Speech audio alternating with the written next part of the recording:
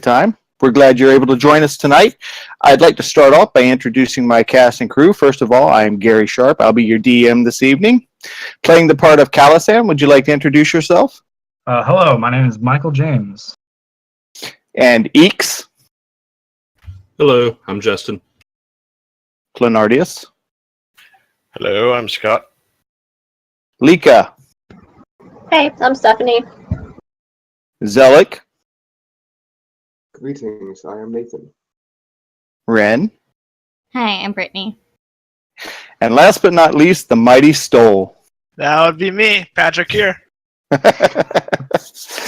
Oh, this is episode 2 of an ongoing campaign. We've actually been playing for a few months, but we've just decided to start broadcasting. We're still testing things out, so please be patient with the sound. Is everybody ready to get started? Yep, sure. Yep. All right. Now, when we last left you guys, you were beginning a descent down into a dark cave. Eeks, you had reached the bottom first, doing your Spider-Man crawl down the side of the cavern, and you crept through this small cave into a large open cavern where you saw 3 Darklings, a Darkling Elder, Brahm, who is the leader of the cult that you guys have recently discovered, all speaking to a red-skinned creature with large demonic bat wings, a tail. They were discussing something that you couldn't quite make out from the distance that you were. You heard them arguing about the kids and a sacrifice that needed to be made. And in a daring act of heroism, you opened fire on them, killing the leader of the Darklings in one round, and then began to flee into the cave. You retreated into the darkness. You heard the 3 Darklings beginning to pursue you. The rest of you were beginning to make your descent. Some of you are still up at the top of the cavern. Lika, you're about at the bottom now, and you can see the cavern going in both ways. You hear the skirmish going on to your right. What are you going to do? I'm going to just let go and hero land out the bottom. So as you spin down, you land on the bottom, and suddenly you see Eeks just running toward you. Shit. Like, what did you do? As I'm explaining everything, I'm throwing down like ball bearings behind me before the darkness is on. you see all these ball bearings just ting, ting, ting, ting, ting, ting, as they're scattering across the floor. What are the rest of you guys doing? Well, I'm assuming, so it's, who's up here with me at the top of the hole? I call it mean Scott as well. Yes, Ren, Stoll, Flenardius, Zelik, you had started your descent, hadn't you? Yeah, I'm pretty sure I jumped down, because with my slow fall, I was just jumping between the walls. Right, you were just kind of like parkouring down, and you actually had gone past Lika, so you were down at the bottom too, and you saw, you see Eeks and Lika as they're gathered together there at the bottom of the tunnel. What are the 3 of you doing? I just mutter, what did they do this time? I'm going to once I get to where that cave opens up a little bit, I'm going to dash off to the side and try to hide. Okay. And there's plenty of dark areas that you can hide in, and you can hear footsteps running down the alley or down the cave coming toward you. You hear a couple of curses as bodies begin to fall, and they're tripping over the ball bearings that you had left behind. They kind of gather themselves, and suddenly it goes a little quiet as they begin moving a little more stealthily through the wood or through the cave. I'm gonna turn to the 3 other people with me. I'm gonna be like, are any of you super nimble? Currently, no. I've been known to be nimble. All right, well, I have some rope here. I mean, we can possibly tie it to the end of the the shortened rope. And then maybe it might be able to make it all the way down, or at least close enough so that we wouldn't hurt ourselves. So, how far down is the hole? It's about 150 feet down. And how much rope is dangling already? There was 30 feet after it had been cut. Remember, How long? the monk decided to do his bungee jump, and then at the end he cut it and began to parkour down the Or no, it was Eeks that did that. It was Yeah. Eeks Yeah, that did I that. did my swan Yes. dive, and Yep.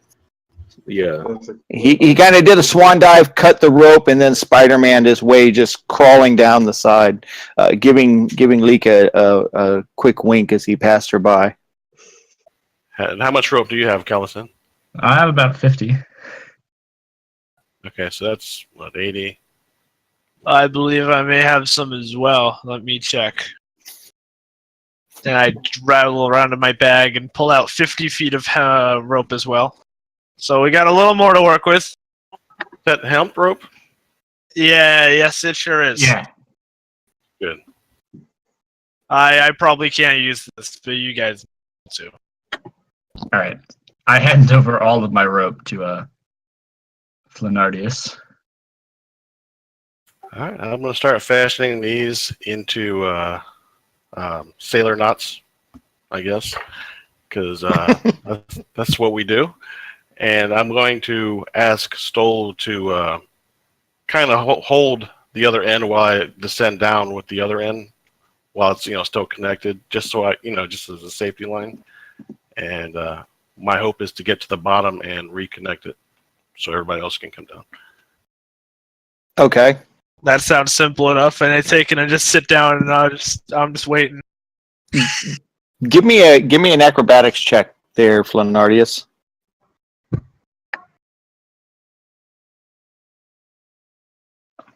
Yeah, so you're able to just slide right down. You kind of what is the word I'm looking for? It escapes me at the moment. Rappel. Yes, thank you. That's the word. You rappel down, and you get down. You tie the rope off. Do you go back up, or do you just continue on down? I'm going to connect it and yell up that it's secure, and then I'll continue my descent. Okay.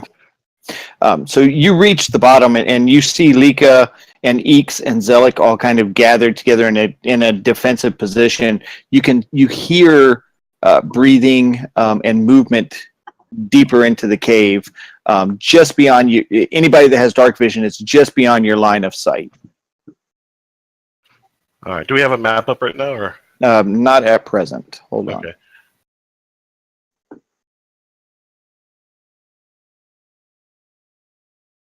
Give me just one moment.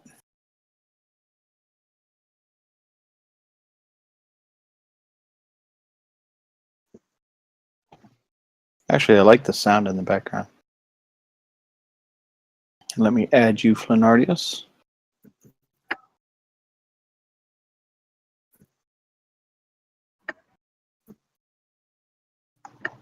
Right. I'm just gonna get behind some cover if I can. There's some rock alcoves like to the sides. There's not really a whole lot of what you would consider cover, but you guys can move yourselves around on the map wherever you want to go to. What are you doing, Ren? I'm also gonna slide down the rope. All right, so you begin to rappel down. What about you, Calistan? I'm going to turn to Stoll and say, Giants first. I have to hold the rope there, fella. Oh, well then, in that case, adios. And I jump, and I grab the rope, and I just go down. All right. Calistan, why don't you give me an acrobatics check? Boy. All right.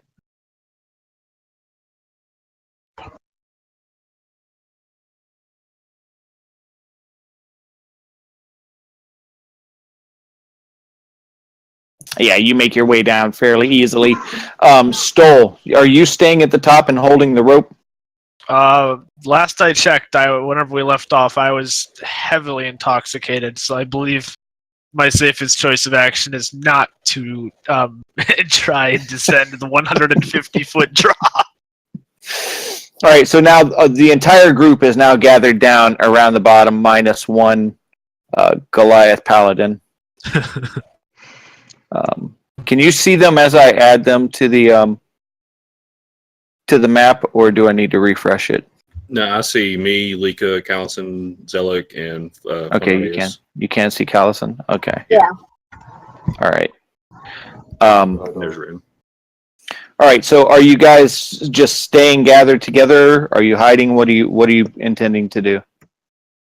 I'm going to step back.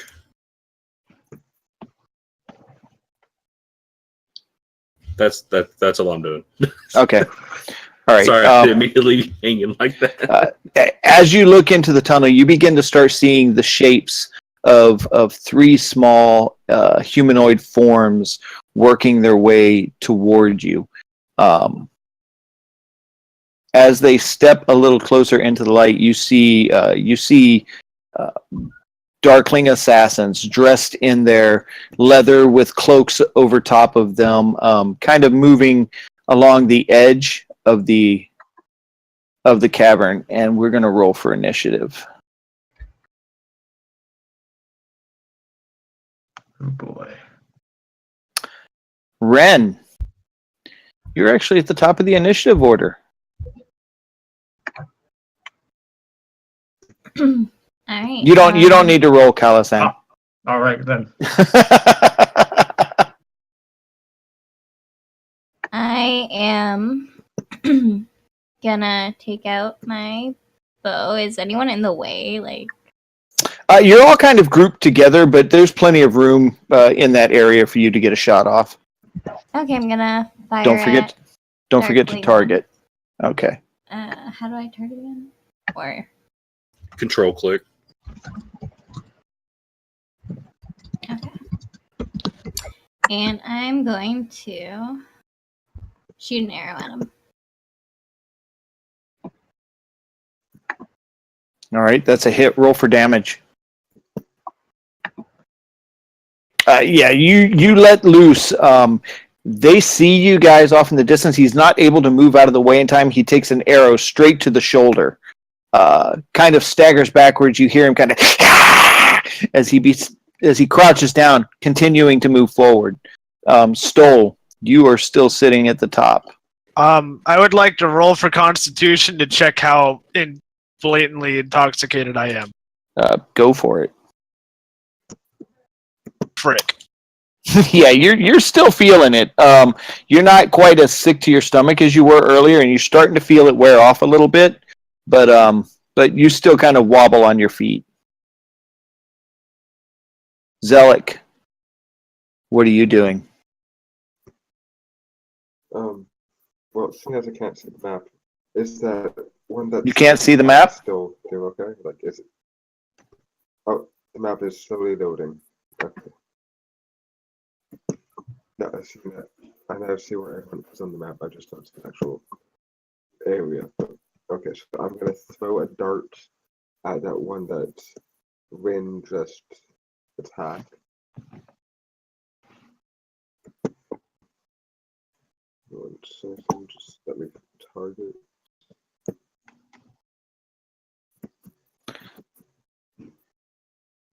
It's saying it's not the target. Hold on. I'll target him for you. Okay. All right, you're targeted.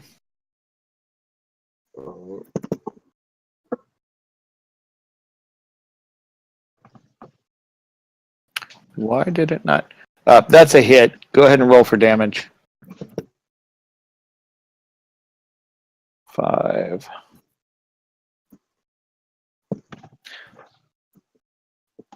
As you let loose your dart, it sinks straight into the throat of the first Darkling, and he kind of stumbles backwards. The others kind of move out of the way, let his body fall.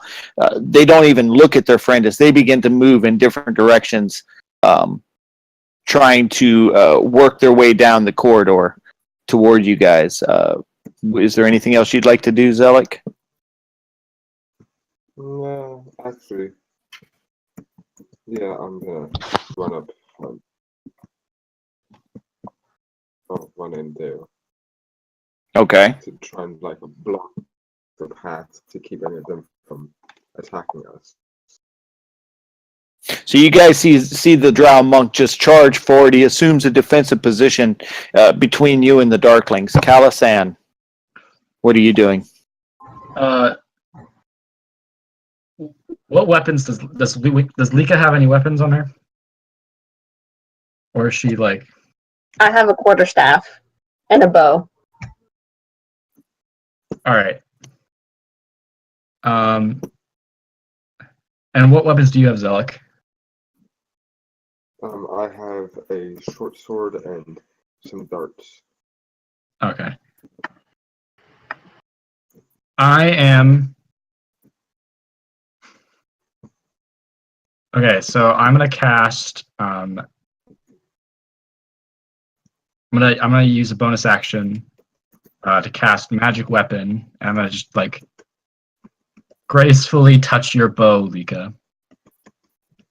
So it now has a +1 bonus to attack rolls and damage rolls. Sweet. Very And nice. And I'm gonna run up to Zelik, and then as an action, I'm going to cast Mage Armor on him. So he walks up behind you and he just waves his hand over you, and this glow begins to come around your body, Zelik, as this protective aura that's in the shape of armor, kind of like translucent, begins to form around your body. Flonardius, what are you doing, brother? I'm just enjoying this action.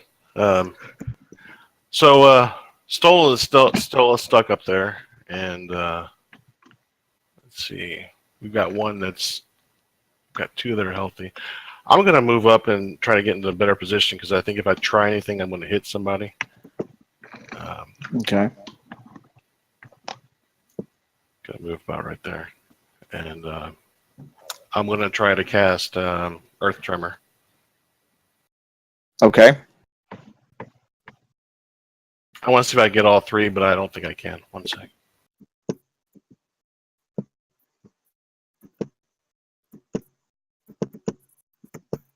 Just the two. Okay.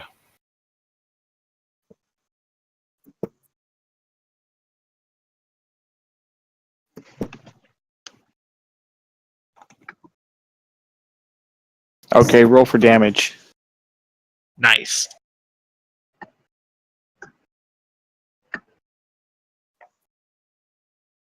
You move forward and you begin your incantation. As you clap your hands together, the earth in front of you begins to split open. Rocks shoot up into the air, hitting their bodies in all different directions. The first one who is dead, you just see his limp form fly up into the air and kind of flop back down. The other is pelted with stones as he begins to try and pull back a little bit, trying to kind of hide himself in the corner there. That takes us to Darkling 1 is dead, so we can get him out of the picture here. That takes us to Darkling 2. He's kind of pulled back a little bit. He's pulling around the corners. He's trying to assess the damage that's done to him. But Darkling 3 charges forward, and he's going to make an attack on you. Let's see.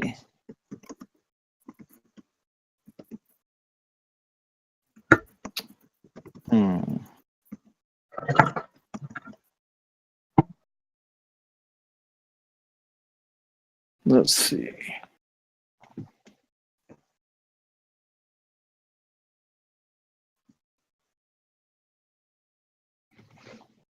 He slashes.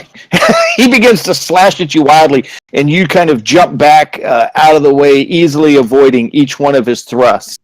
Eeks. I'm going to shoot at Darkling number 3. Okay.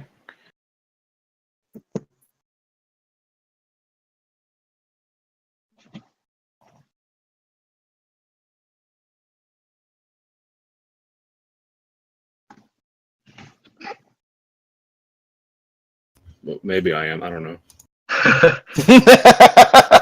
I literally just saw your last name, and I'm now. Ooh, that critical. Nice. Oh, he dead. Roll for damage. You're nuts. Oh my god. As you're defending these blows, Flanardius, you feel like this flurry of arrows kind of just shooting past you, these bolts, and you see him just fall backwards, dead in front of you. You turn around, and Eeks has kind of like worked his way around. He kind of gives you a smile and pulls the crossbow up, waves at you, and ducks back behind Lika a little bit. And just because I just now found it, here's never mind. You already. Yeah, he's dead. We don't have to worry about him anymore. I forgot how to pull up my sneak attack damage, but I figured it out for Okay. future combat.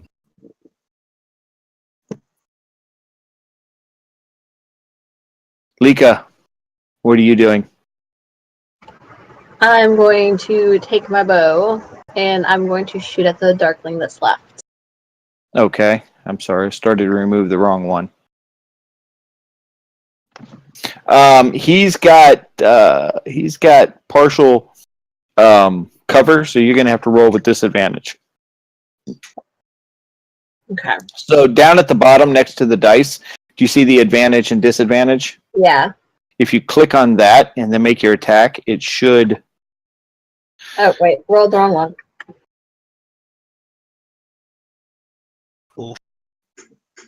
You have +1. You pull back, you fire, and the arrow hits the rock beside him and kind of skirts off deeper into the cave. Lika, you almost hit my fro. Sorry. Does that end your round or end your turn? Yeah, I have no bonus actions yet. Okay, you don't want to move? No, I'm good where I'm at. Okay. Ren, what are you doing? I'm going to move up a bit. Right next to Flanorius, and I'm gonna shoot the last guy with an arrow. Okay. You pull back and you let go, but he kind of ducks under and out of the way, and he kind of pulls back a little bit further around the corner. He doesn't seem scared. He seems cautious. Stoll, what are you doing at the top? You want to make another Constitution roll? Sure. Give it to me, brother. Oh, hold on. Where's my Constitution? Come on. Oh. You hear all the action going on below, and that kind of causes you to sober up a little bit. You know you're missing out on something, and knowing Stoll, missing out on this kind of fun isn't something that he would want to have happen. Does my Goliath Maul have like a pointed end, or is it flat on both sides? You tell me. It's your maul. It's your maul, man. You tell me. In my head, it's always had a pointed side, but I didn't know if I already clarified whether or not. In my head, it always has to. Like, I actually drew it out for Flanardius the other day. Oh, It's shit. kind of got this hammer on one side and a big spike on the other. Perfect. It was a big spike. Here's the plan. All right, so in my drunken stupor, I'm going to forget about the rope. I'm going to pull out my Goliath Maul, and I'm going to run straight at the end and wait, before I do this, how wide is the hole? It's only about 15 feet wide. I'm going to leap from one side to the other and bury my hammer in the side of it, like into the wall, so I can slide down as it digs through the wall. Give me an acrobatics check. Fuck. I was hoping that'd be athletics. Oof, okay, here we go.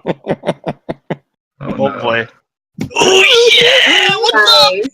You hear this, you stand up, and you just make this giant leap across the side, taking the maul in both hands. You dig the pointed end into the rock on the other side, and you just kind of slide all the way down, leaving this trench in it. You guys can hear behind you. You hear all this commotion of just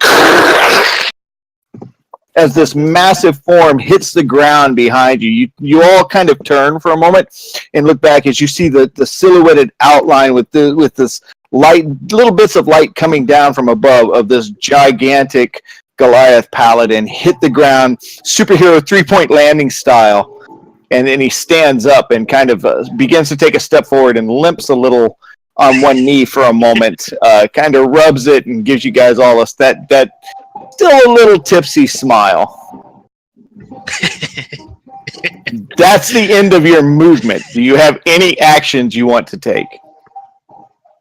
I would like to angrily scream at the Darkling. Okay. I'm gonna give him a. You stay right there and wait until I'm okay enough to come to you. Yeah. That'll He's- be all. He's greatly Can I roll? greatly intimidated, I'm Can I sure. roll- Can I roll intimidation? Sure. Hell yeah! It's amazing how much his voice just echoes out in this cavern of "You stay right there!" as he begins to as you look at the Darkling Flanardius, you spin back around and you see for a moment this look of what the hell kind of what's going on now on his face. He can't quite see that far back. Zelik, what are you doing? Well, I'm gonna run over the guy and skewer him. Okay. Roll for an attack.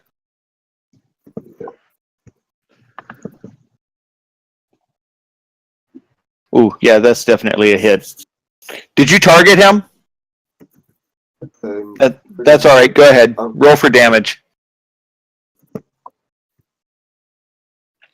The monk charges forward. He does this cool parkour thing as he kind of jumps over top of Ren and Zelik. Just kind of, he puts one hand on each shoulder and does one of these flips over top of them. Charging forward, he begins to slash wildly. The Darkling tries to parry and defend itself, but it's unable to as it takes a couple of slashes to its midsection.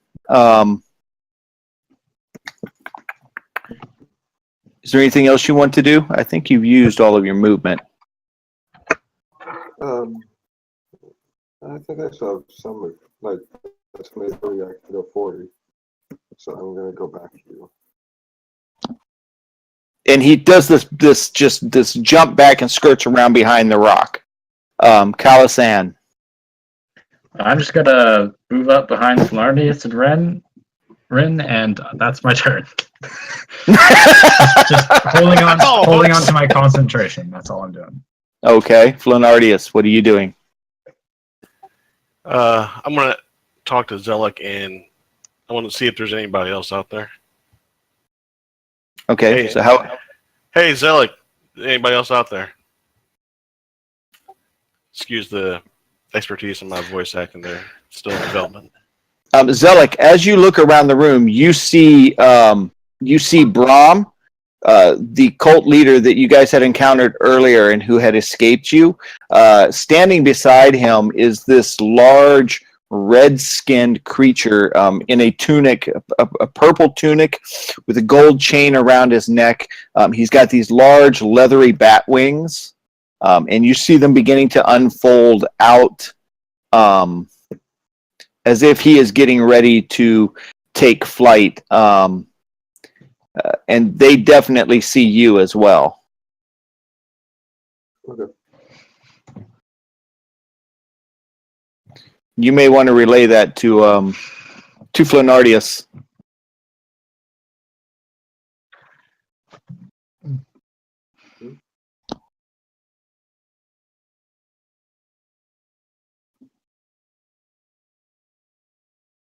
Hello. Pardon? Discord just crashed for a second. What happened? I said you see a large red-skinned. Flanarius just asked you if there's anything else out there. Oh, yeah. I'm gonna tell him, yeah, we might be in a bit of trouble. There's some people here. They don't look happy. Okay. Not sure what to make of that assessment. I'm gonna stick my head out a little and position myself between Zelik and the Darkling and take a look for myself. Okay, is your back turned to the Darkling? Yes. Okay, he's going to take an attack of opportunity against you because you've moved within his striking distance. Have at it. Oh, he will. Trust me. So as you move out, he takes a swipe at you. Give me just 1 second here. I'd like to do a reaction. Defensive duelist. I could add my proficiency to my AC, Okay. which is I don't know. I don't know if this is automated, but if I just tell you the number or you look at my character sheet, will that be good enough, or do I need to? Just give me the number. It's a 2. 2. So what's your total AC? 16. 16. That still hits. So as you sneak around the corner, he just begins to slice into your back. You feel the blade hit you a couple of times, doing 7 points of damage to you. And he's now starting to move out of hiding. You still have you still have about 10 feet of movement. Okay, I'm going to warn the others what I see, and do I still get an attack on this guy? No. Yeah, you can. Okay, I'm going to hit him with my rapier, and then after I warn everybody else what I see, and then we'll go from there. Here, 1 second. Okay.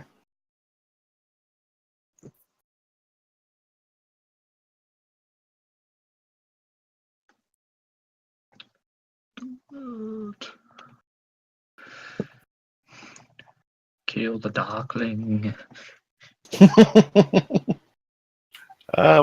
This thing's not showing that. It's not targeting? It looks like it's targeting, but I don't have my my weapons aren't out. Why not?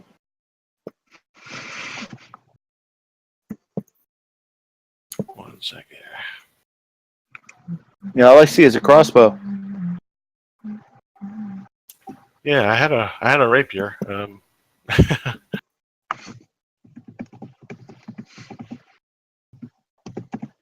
Flanardius, what have you done? Oh, I don't know. Let's see. Okay, scratch that. I'm just going to. Yeah, I don't know what happened. I had a rapier up in there.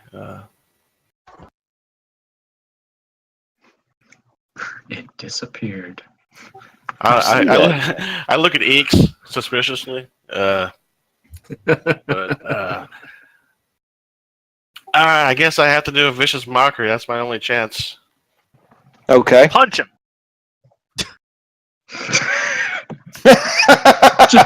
Just slap him. Face. Don't even punch him. Just slap him. Where's my rapier? No. With let a my- white glove. Pull out a spray bottle and just spray him. Bad Darkling. Oh, you got him with it. I got him. So do I have to do a vicious mockery? Yes. Yes, I want to hear what you got to say.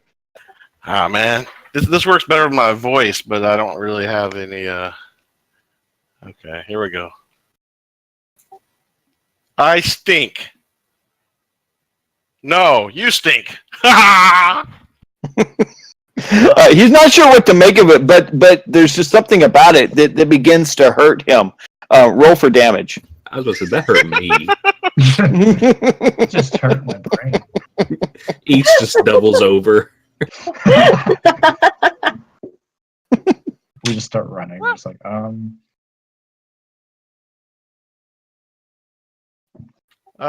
I hit attack, but it said turn Darkling too.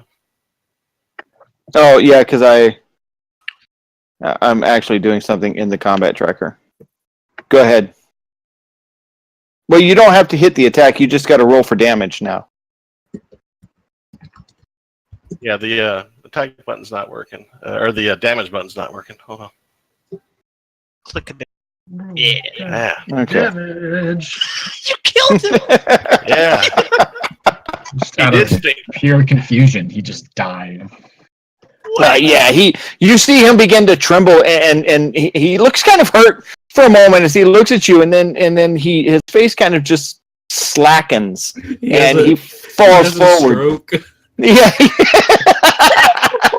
You see a little bit of blood come out of his ears and out of his nose. Brain aneurysm. As he tries to comprehend it, like He kind of falls to the ground and twitches a little bit. Hey, let everybody know that the pen is mightier. I don't know about that. Oh, Hey, no, I had to write this down. So. you're killing me, bro. You're killing me. All right, is it my turn? Yeah, give me just 1 second here. All of my NPCs seem to have disappeared, and I've got to get a couple of them Killed back all in of them. here. We won. I think I accidentally threw one away.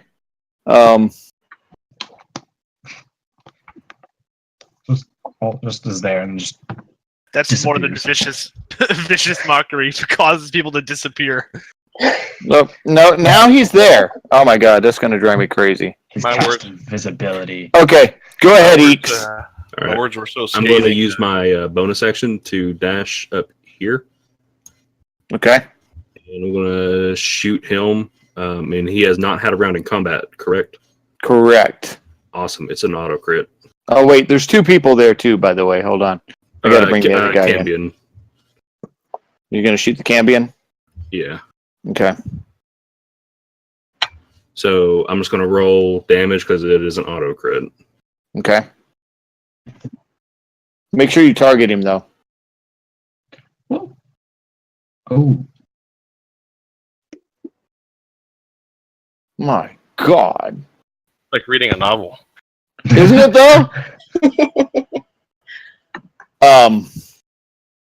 So as you step forward, what did you do? What was your attack? Crossbow? Yeah, my light crossbow. You begin just like firing bolt and reloading quickly and firing and firing and firing. The bolts sink into the chest of the Cambion. He screams out in pain as he kind of reaches up and begins to pull them all out. You see his wings spread out, and he's just like, "You little bastard, I'll kill you!" And he starts to take flight, heading toward you. That takes us to you, Lika. Protect me! I am going to move as far up as I can, which would be up by Flo, right? Yeah, just behind Flo. Okay. And I am going to cast Magic Missile at level 2 at the Cambion. Okay. Ooh, here we go. Give it to him. But I'm not sure how to cast it at level 2 in here. Doesn't it just like add missiles? It just adds, yeah, it should just add, damage dice. yeah.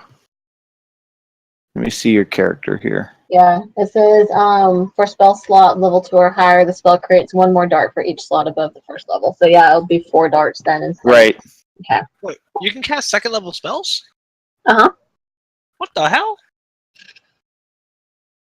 Somebody's jealous. Little. I'm looking at the wrong Lika here. But go ahead. Okay. Roll for damage. how many Likas are there? 3. Not bad, not bad. I mean, not as impressive as And I totally forgot to target him when I hit that. They go everywhere. You didn't. You got to target him. Yeah. I said I totally forgot to target him when I did that. So that's 9, 16 damage. 16. Yep. 16 Quick maths. damage.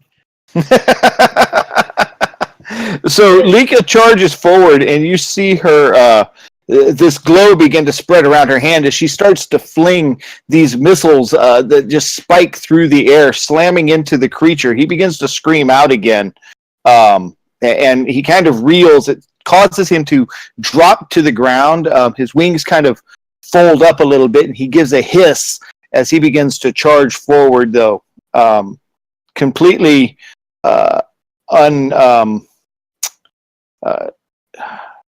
unaffected, apparently, by the that you can notice. He looks a little aggravated, but he doesn't look like he's devastated. Okay. Yeah, that's all I'm gonna do. Ren, what are you doing?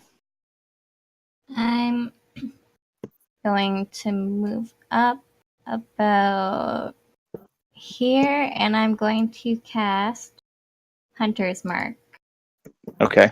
on the champion. Okay.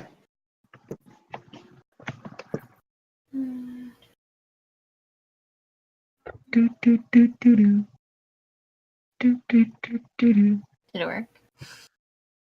Bop, bop, bop, bop, bop. Let me see here. Did you Hunter's target? Mark.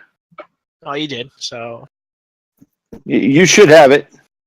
I don't think you cast the effect. I think you cast the spell itself. Yeah, Yeah. you did. Hunter's Mark should have a separate effect, Right. sort of like damage that. I put it on him. There you go. Okay, thank you. Yep, I've put it on him. And Rock then on. I'm gonna shoot him with my longbow. Okay. You pull back. He ducks under the arrow as it goes over. Stoll, what are you doing? Way I back can there only- at the end of the cave. I can only move 30 feet no matter what, right? Even if like Right. I thought disengage. Well, you can dash. Use How your far- action for movement. That How far doubles does your that make movement. me? Oh, That doubles gives it? you 60. Yeah. Just bulldoze your way down here. Here I am! I scream and I'm fucking. Through the walls. You and just went everything. through the wall. Okay. 1, 2, 3, 4, 5, You grabbed Allison. 7, Yeah. 8, 9, 10, 11, 12. In my drunken stupor, I'm like staggering around. I'm like, I stop and lean on my maul, and I'm like, ah! And I just scream at the top of my lungs. I can't scream deep enough to be a Goliath. Okay, so, And so he kind of I mock You- I mock Brahm. I call him fat, and I tell him that I'm gonna bash his skull in, and then I want to roll for intimidation again.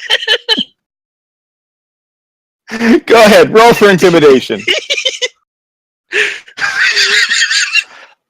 Seeing this giant hulking form before him, you see Brahm just kind of, he doesn't look quite so sure of himself, but then he kind of gathers his resolve and he begins to charge forward. He moves forward to right about here, and he's going to target you, Stall, Perfect. and he's going to cast Sacred Flame.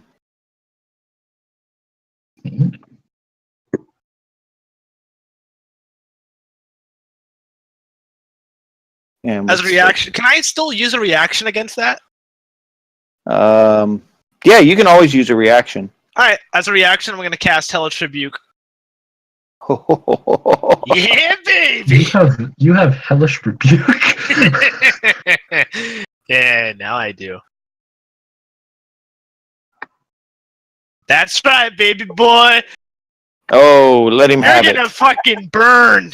11 points of fire damage. So as he casts Sacred Flame on you, and this radiant blast of energy comes down out of the top of the cave, it kind of like comes through the top of the cave, it hits where you were just a moment ago. As you dodge to the side, your body begins to ignite in this blue flame that just begins to circle you really quickly like a tornado, and you put both hands forward, and this blast of heat comes off of your body, as the fire envelops him for a moment. You hear him scream as the flames wrap around him and then quickly dissolve away. There's bits of his clothes that are burned and kind of torn from the hit of the heat. But he looks like he's doing okay. He's still ugly. He's still ugly. The Cambion, though. The Cambion screams out in rage that takes flight, and it begins to move towards you.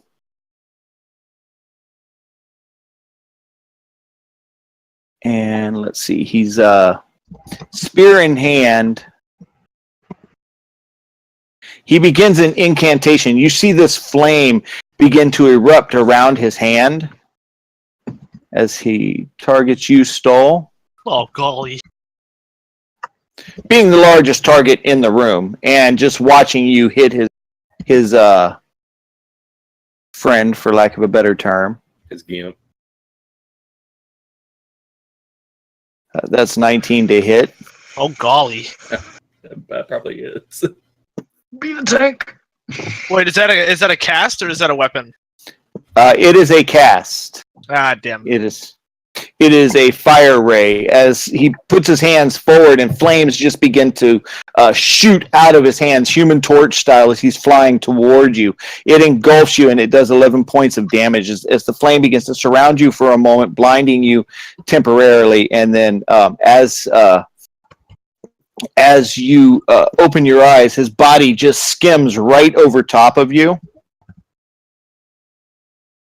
And he ends up here, beginning to do a large loop around this cavern.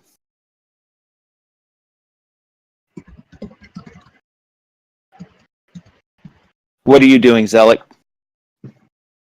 Alright, so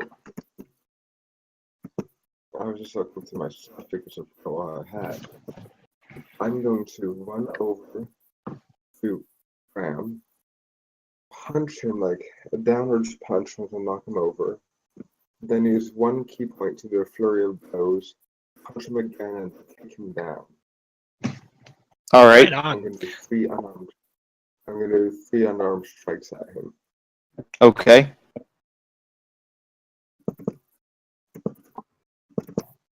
Hold on. Did you haven't target? Yeah, you did target him. Okay. Why is your targeting not working? It says I'm targeting him. I know, but for some reason it's just not. Nobody knows. Yeah, nobody knows. The second two hit, the first one misses. So roll for damage for the first one misses. Okay.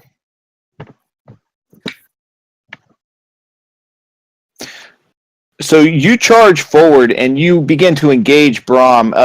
You swing wide, he kind of ducks under, but then you begin this flurry of blows that just hit him in the chest. You see his body kind of trembling as he goes backwards, and you do 14 points of damage. Nice. And he looks pretty bloody. His face is messed up as you begin to just strike him all over the place. He's beginning to bruise. His eyes are starting to swell up a little bit. Is there anything else you want to do? You've still got a little movement. Yeah, I'll just pop back down here.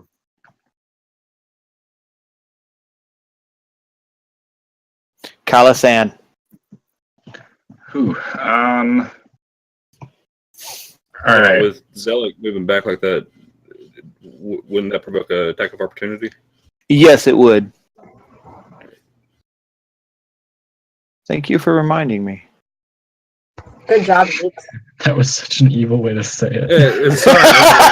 Hey, by the way, since he kind of moved out of the way, wouldn't he get Well, I an was attack thinking, of like, okay, opportunity? maybe Thank he you for won't- reminding me. Maybe he Yes. won't move back. I don't know. Why, thank you. He takes out a dagger and makes a move at you, but you're so quick you get out of the way easily. Okay, Kalasan. All right. I'm just going to move 5, 10, 15, 20, 25, 30. up here. And then I'm gonna break my concentration of Zealot, because it's important. And I'm gonna cast Witch Bolt on the Cambion. Okay. So I have to make a ranged spell attack. Do you know how to target him? Okay, you got him targeted. If you don't mind me, how high up is the roof of the cavern? The roof is about 150 feet. Oh, so the Cambion's well outside of like. He's not like Yeah. like hovering. He's like way up in the air. Oh, he's moving. He's booking. Like he was cruising toward you, did his blast at you, kind of flew over you, and this is where just the motion of flying past you and kind of swirling around. Yep. To come in for another attack has taken him. How high up is he? That's the question. He's about 15 feet up. Okay. All right. And I've actually never targeted with a damage spell. Where do I roll the? Let me look at your character sheet. Hold on. Do you see the magnifying glass next to the? Yeah. Okay. Expand that. Oh yeah, there we that- go. Yep. Yep. All right. Nice. Ooh. Yes. That's awesome. Right on. Roll for damage. All right. It's fine. So you guys see the newcomer come out of the cave, and his hands are glowing white as he takes a stance and puts both hands forward. This bolt of energy flies from his hands, looking almost like lightning, and it's just like a as it flies across the room, striking the Cambion. The Cambion is able to. He kind of shrugs a little bit of it off. You just hear him howl from the pain as he continues his swipe around, getting ready to turn back on the crowd. All right, and that will be the end of my turn. I end my turn. Flanardius. All right, so he's 15 feet up in the air, right? Yes. Okay, so it's out of melee range. Yes. Okay. Okay. So is he inorganic or is he like flesh and bone? I mean, it's hard. It's hard to tell. He looks like flesh and bone. Okay. I'm going to target him and attempt to cast Shatter on him. Ooh.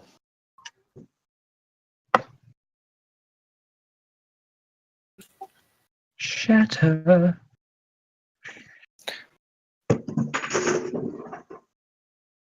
And basically, if he's inorganic, then he takes a disadvantage. That's what I was asking. No, he is definitely organic. Okay.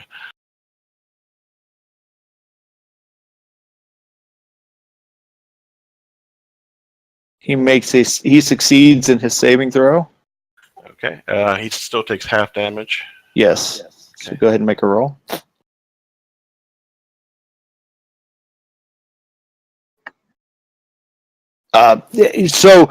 This loud ringing noise just erupts as you clap your hands together. You see the Cambion wince in pain as he reaches up, grabs his ears, and his wings begin kind of flailing around, as he seems to be having a hard time moving forward as he's kind of hovering in place now. He dips a little and he picks himself back up, recovers after a moment, and kind of glares at you, Flanardius. Okay. Do I have any range of movement that's not going to trigger a opportunity? Yeah, you're fine. You're not next to him, and he's not really engaged with you. Okay, so can I move backwards to prevent AoE damage? Sure. Lika looks like a formidable shield, so I'll move behind her. You see Flanardius kind of like get this, and he kind of moves behind you, Leakin, and you see him peek out around behind you. I'm just gonna look at him like, you too? Eeks, what are you doing? I'm going to take my bonus action to dash over here. And I'm going to shoot at the Cambion. Okay. Move so far.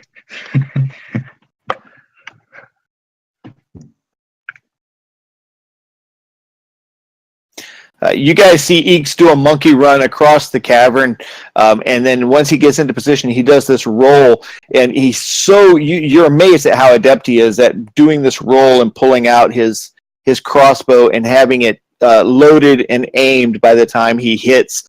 He fires, but the arrow goes kind of wide as he wasn't quite set yet before he fired. And 18 misses? Don't fuck with Cambions. Go ahead, Lika. I'm going to. He's targeted. I'm going to cast Magic Missile at level 2 again on the Cambion. Okay.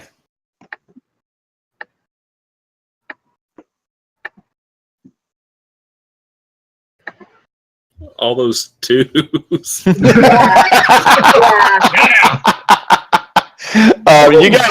You guys see Lika, she's like flailing her arms, and as she does, it's kind of like Cloak and Dagger, where the light just flies out of her hands as she throws it across the room at the creature. And you see him; he's kind of he's taking them and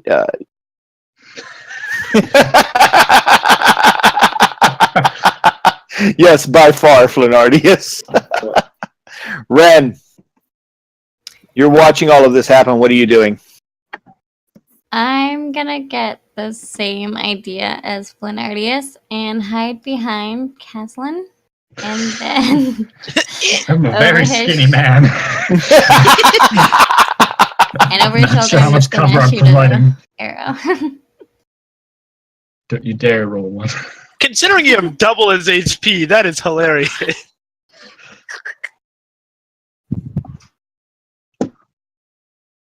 Hold on. Target. No, you got to target him. Oh golly. Golly, gee. Oh, golly shucks. It's a thrill of the fight.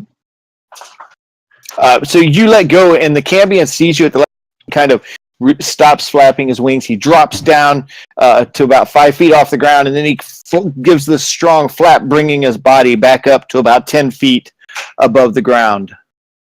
Is there anything else you want to do? I'm just gonna point to Stoll. I'm like, kill it, do something fun. I have a hammer. All right, Stoll. It's your turn. I You shout look at back to Rin, and I'm like, I'll do something. And I run up to Braum, and I'm giving him a war cry scream, and I'm like, I'll show you an actual hit. And I'd like to, I have Great Weapon Master, which lets me take a -5 penalty to the attack roll. And if I land it, you'll find out what happens. Fuck.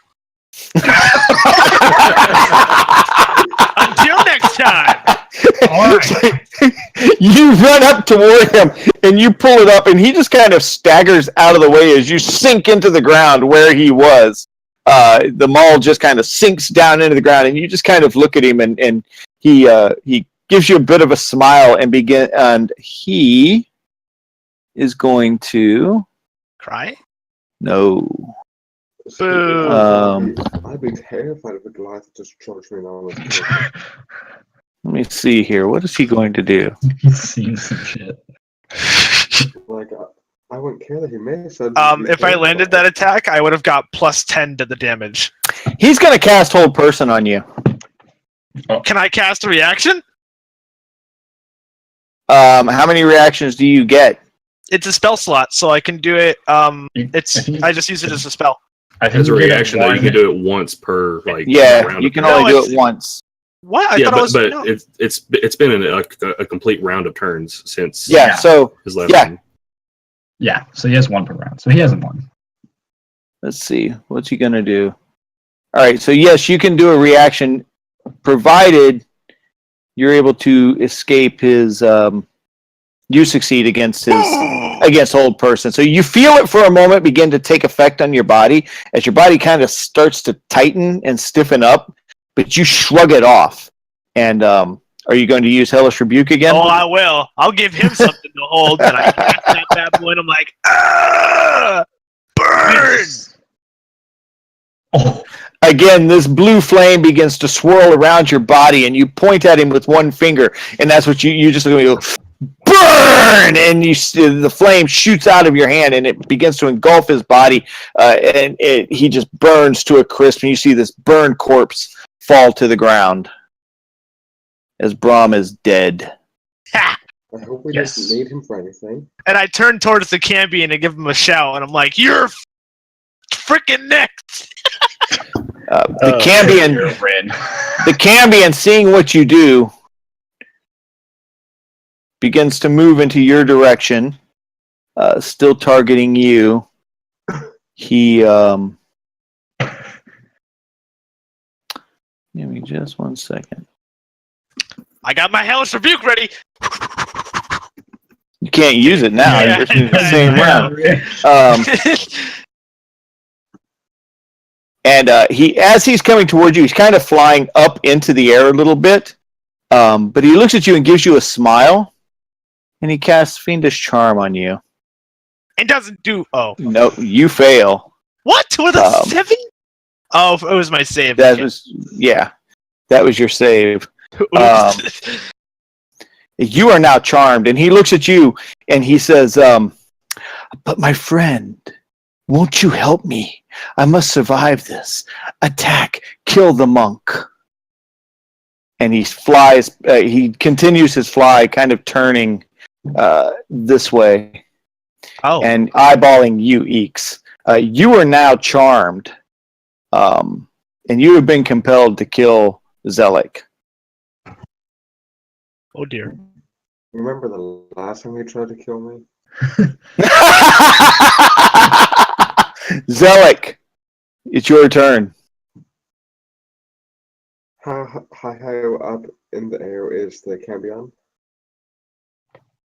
He's now about 20 feet up in the air. 80? Say what? I don't know how far the darts go. Go 20. Yeah, you can't reach with darts. So, could I jump in the air, like run over, jump in the air, and then throw a dart? You could try. I'll need you to do an acrobatics check. Acrobatics? Yep. So where exactly do you want to move to? And how do you intend to jump into the air? Yeah, I want to jump up and throw a dart at him. Okay, go for it. Only go 20 to 60. That'll work. Would that give Stoll an opportunity attack on him? Because he's charmed. Yes, it would, because you ran by Stoll. But he's just killing you tonight. This time it was Michael. It wasn't Scott. Yeah. You gotta watch I where you're was walking, concerned about fella. that. I'm charmed. You want to run by him? So you need to target him, Stoll. Do I have to do that with the Great Weapons Master thing that I had set up? You're pretty compelled. He wants you to kill this guy. And you want to. Zelik! You want to. You Zelik! look at Zelik and you just like, I gotta kill him. Oh, you're. But he sees you at the last. So you see him begin running towards you. You pull the maul out of the ground and you take a swipe at him. He does this leap over top of the maul and hits the ground, kind of rolls and springs up into the air toward the Cambion. Go ahead and make your roll for your attack, Zelik.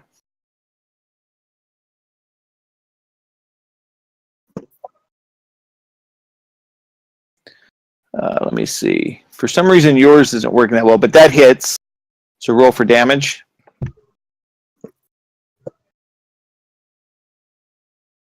And that's piercing, so he has resistance. So he only takes... He has resistance to piercing damage, so he takes, what, half damage? So we will... I think so, yeah. Yeah, so I'll rule in your favor and make it 5. So I think it like for damage was it is half rounded up. Yeah. Could be wrong though. It is. So he's getting 5 points of damage. So. Oh wait, Um, you were supposed to. That was supposed to be with me having advantage whenever you charmed me, I believe. If it's someone that you're fighting or one of your companions are fighting, the person that you're casting it on gets advantage. I may be looking at the wrong spell, but it's the I'm looking at Fiendish Charm right here. Oh, Fiendish Charm. Okay. Yes. It doesn't say anything about advantage. Yeah, I was looking at Charm Person. That was my fault. Nope. This is different. All right, Calisan.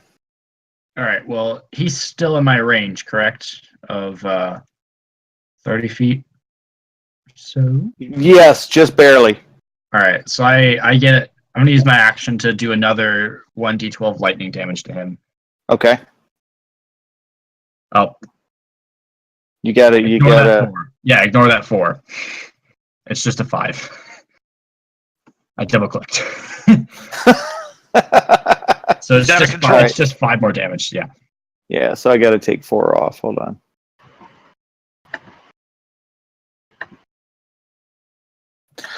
So you step forward again, and you put your hands out to your side for a moment. You put them together, the kind of palms toward each other as the lightning flies between your palms and out into the area. You guys hear another loud crack as the room lights up extremely bright. And the wait a minute, you didn't roll to hit. It doesn't. It doesn't say it needs to hit. The first one is the hit on the spell for Witch Bolt. Yeah, Witch Bolt. It kind of like stays around the target until If I hit the first. Oh, time, it's an it just okay. hits. Gotcha. Okay, so yeah, it hits him. You see him begin to his wings again start to falter him as he dips down a little bit, drops to about 10 feet above the ground before he's able to stabilize himself and begin pulling back up. Still moving in your general direction, Eeks. All right, and then I'm just gonna move right here, and that is the end of my turn. Okay. Flenardius. All right, feeling emboldened with everybody's hard work, I'm going to step out a little and get between these two, and I'm going to go ahead and try to shatter him again.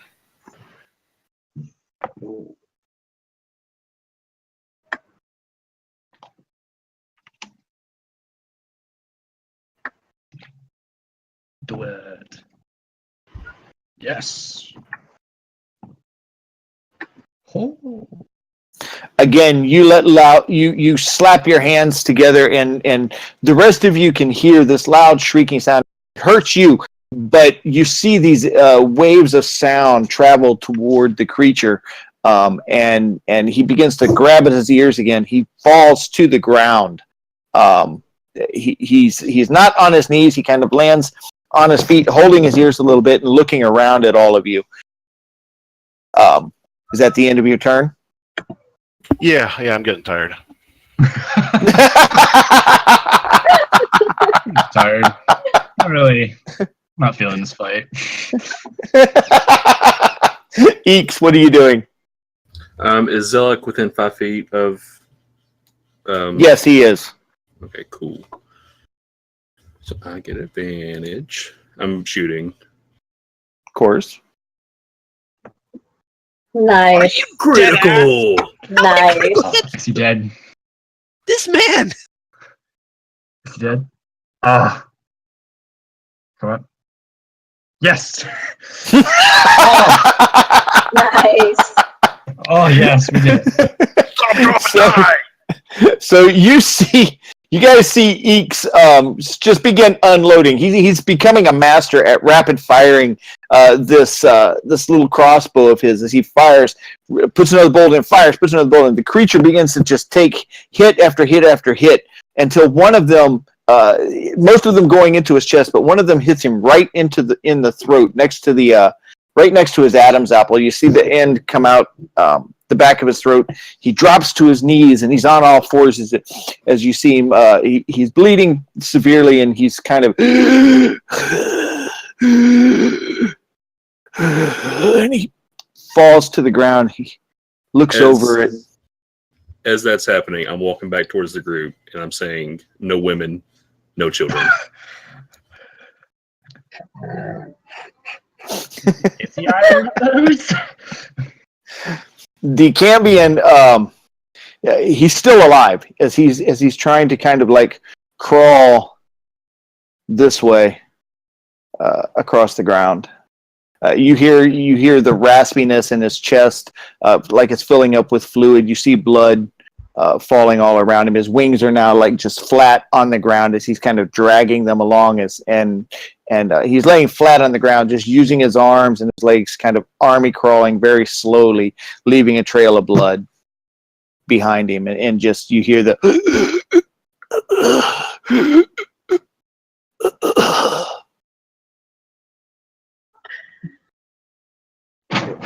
I slowly walk behind him.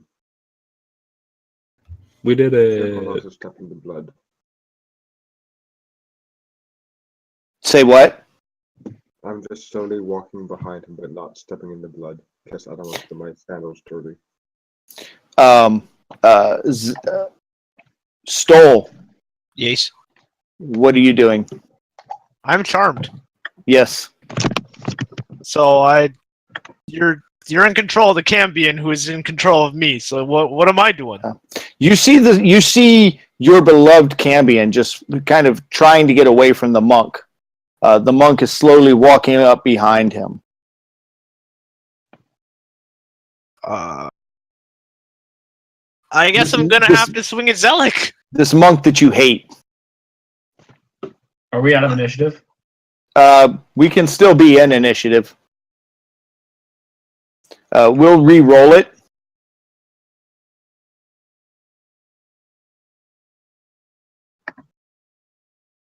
Eeks, you're up first. You see Stoll starting to bear down on the monk. I don't know what's going on. Did I see the spell cast? You saw the creature coming toward him, and you could see his lips moving, and you saw Stoll's expression change as he was angry at the creature and getting ready to try and swipe at it. And he kind of got this confused look on his face. His face kind of went emotionless for a moment, and then you see him turn and look at the monk, and he began attacking the monk. You would have to do an intelligence check to figure out if you to see if you recognized it for what it would be. And with your history, yeah, you're confused. Eeks don't know magic. So seeing this, Eeks is going to run back up here and shoot at Stoll. What? You can't tell. I thought. No, well, you're not sure what he's doing. You're just walking Okay. the monk, but you see he's like gripping it tightly, but you're not really sure. You'd been concentrating on the Cambion the whole time. You saw movement over there. You saw the monk kind of dodging and moving, and you saw the hammer swinging, but you were pretty intent on killing this Cambion. Okay. Well, then, not realizing what's going on, I'm going to run over to the Cambion and start looting his body. As you approach the Cambion, he sees you coming, and he's trying to get away from you, trying to crawl across the ground and weakly trying to beat at your arms to keep you off of him. I'm just going to nonchalantly stab a dagger into his skull just to finish him off, and then start Is going that an through his attack of pockets. opportunity for me or no? No, that is not an Okay, attack cool. of opportunity for you. But you see this goblin go over and he kind of like pushes his arms off of him as the Cambion is trying to defend himself, and you just see him take a dagger out and go straight through the temple with it, and the Cambion kind of falls limp, and so now you see two people have killed your precious friend. Wait, Do I find anything as I loot his body? Yeah, he's pretty loaded. You find a bag that's got like 500 gold pieces in it, and you see the same necklace on the others, but this one is larger and much more ornate. So super ornate. Yeah, it's beautiful. It's almost like a medallion hanging around his neck. Ren, what are you doing? I'm gonna start looting one of the other bodies. Okay. The which one are you going to loot? There were the three darklings that are around where you're at, and then you I'm also had gonna Brahm. loot the first Darkling that I shot.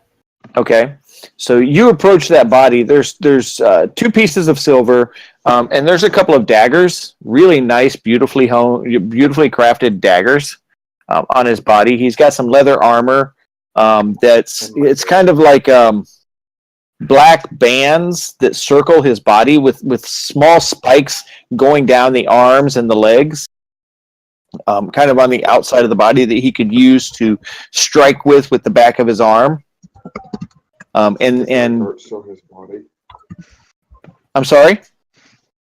Is the dart still his body? Yes. All right, so Ren's looting the first body. What are you doing, Zealot? I'm gonna just see that towards me again. Like I'm like, I don't know, not. I'm gonna run over, like just walk over and slap his face. You're gonna smack Stoll's face? Yes, keep in mind, like he's like 70, I think he said. I'm 5 feet. Just jump.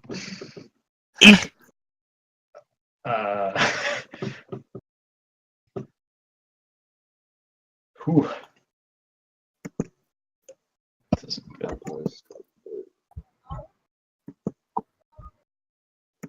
All right. Trying to stop trying to Cambion to target Stu.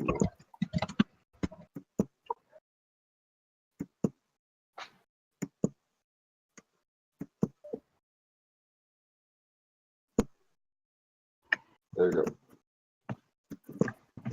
So I'm just gonna slap him in the face. That's a definite hit.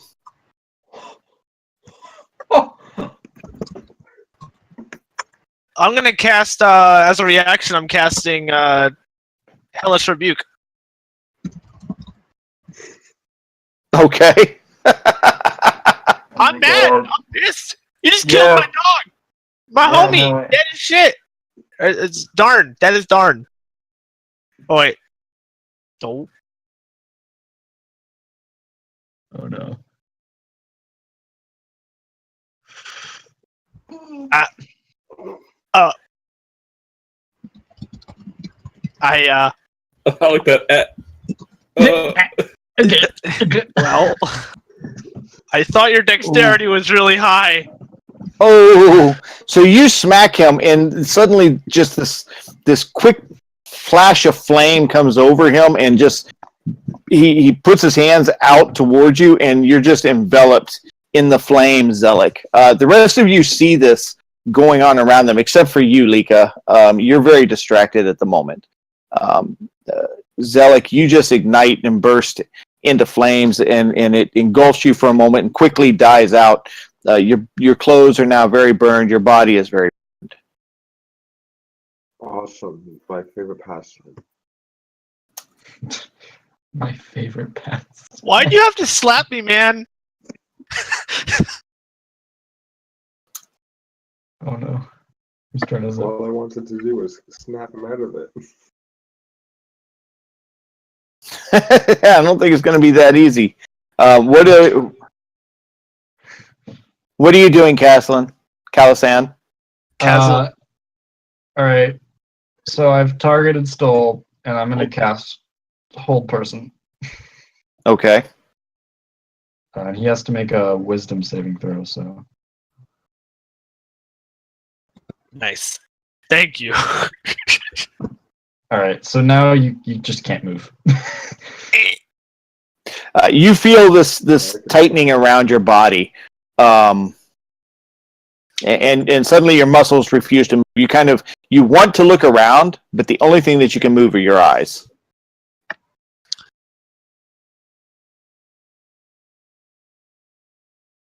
All right, and then Would I be able to make an intelligence check to see if I would know how long the spell would last? Give me one moment. I'm right in the middle of doing something. Yes. I'm sorry. Run that by me again, Kalasan. Would I be able to make an like an intelligence check or something to know if like how long the spell would be? Yes. Yeah, you're kind of familiar. Yeah, give me an Arcana check. Oh, okay. That's what I was thinking.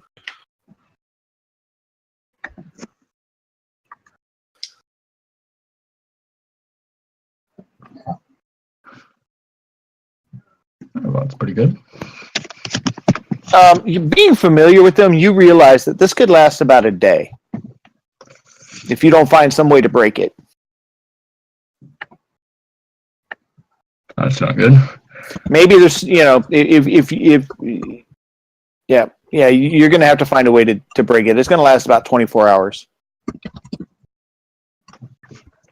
Help. Well, Well, we could just tie him up and leave him here. we're gonna have to find a way to break it. Oh, does anyone like have dispel magic or something? Because I can't hold this forever. I can. I have suggestion, which will tie him up for 8 hours, but I need a rest to get it back.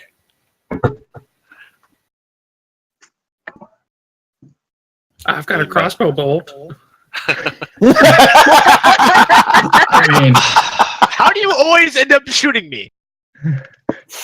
Damn it! It's just the situations we find ourselves in. Come on, man! You hear you suddenly you guys start hearing, and you look over and you see Coulson tied up on the ground. We're still in combat, right? Because of No, you're out of combat at this point. He's got hold person cast on him. He's fine. I'll walk over and cut Coulson loose. Oh, thank God! Oh my God, I thought I was going to die there. Wow, you guys are. What the hell was that thing? a Cambion. Cambion. You ever I ain't seen never. I ain't never even heard of him. What's going on with the big fella there? Why is he trying to hurt your friend? he got a spell cast on him. So we're gonna have Who to are find a you? way- Oh, hello. I don't believe we've met. My name's Kalasan. Before you see this real lanky, thin, young guardsman. He's got the town guard armor on. You see the symbol of Pelor on his chest, and he kind of extends out a hand. He goes, "Well, wow, that lightning coming out of your hands, that was amazing. Holy cow. How'd you do that? Do you think you could teach me how to do that?" It took years of study, but I can't really shake your hand right now. Holding this giant thing here. Yeah. Don't let him go. That's for sure. Maybe we could get the magistrate to come down here. I hear he's pretty powerful.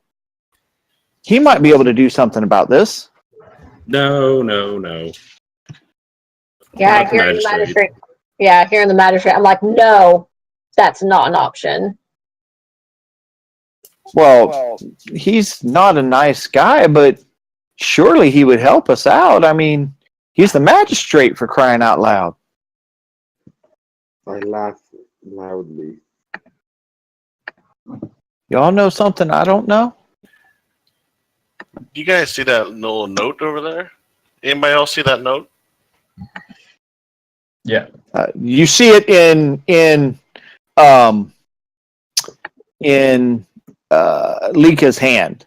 You see her take a piece of paper off of Brahm's body. What's it say, Lika?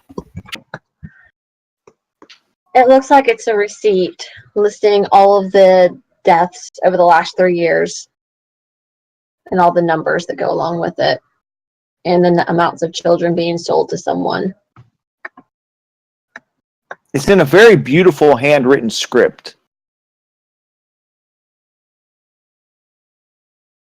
sold to someone. Are we dealing with slavers? Or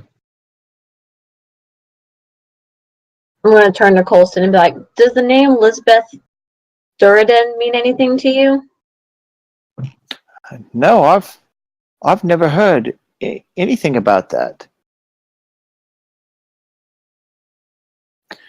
There's no Lisbeth Durden in town. Do I believe him? Do an insight check. Can I reach out to my spy network and send a raven or something just to see what this is about? You could when you get back into town. you have a -1. I do, yes. You, as far as you can tell, he seems like he's being honest.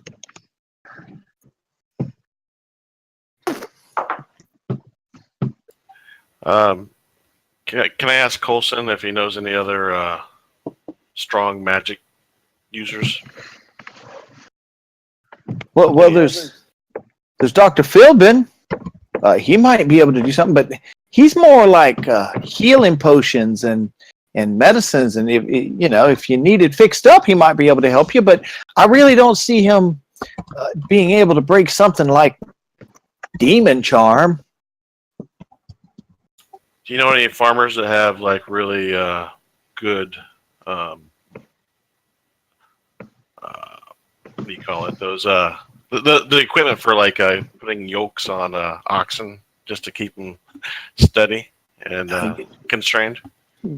Well, I mean, we are in the farming district. Pretty much anybody around here would have equipment like that. But well, hell, I don't know how they'd feel about loaning it out to somebody that just killed their leader. Well, we got a giant Goliath here that needs to be constrained for 24 hours.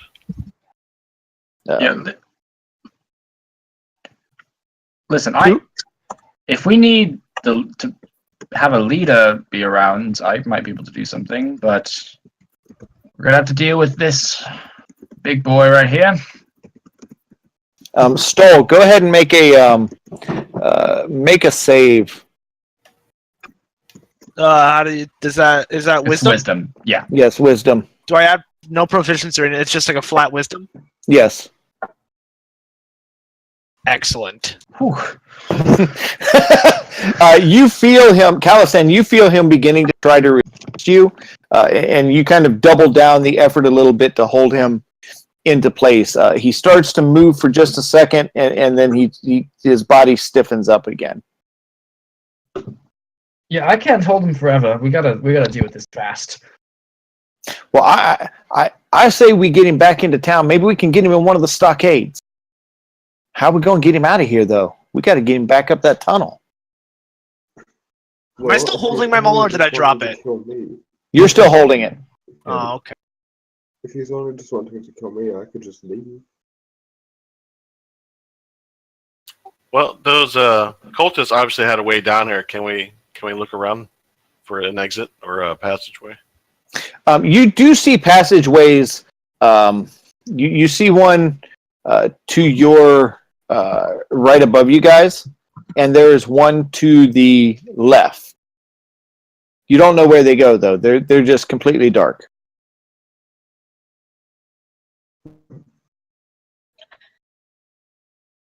Oh, we should strategize here.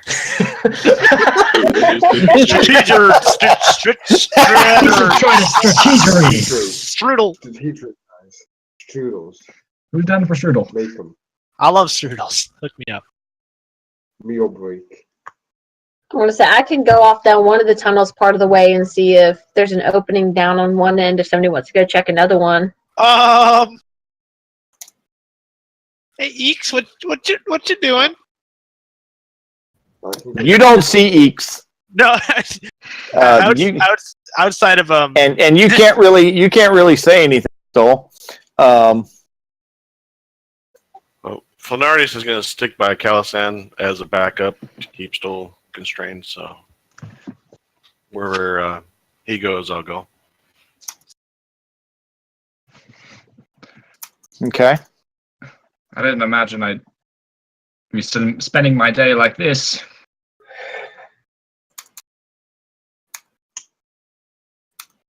How long can you hold someone for? A minute. That's why I'm concerned. Yes, God! it's starting to wear off.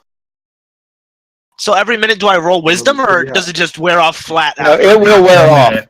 Oh, Have I figured out what's I'm going just on gonna- between those two yet? Hold on. Give me just 1 second. I'm in the middle of something. Okay.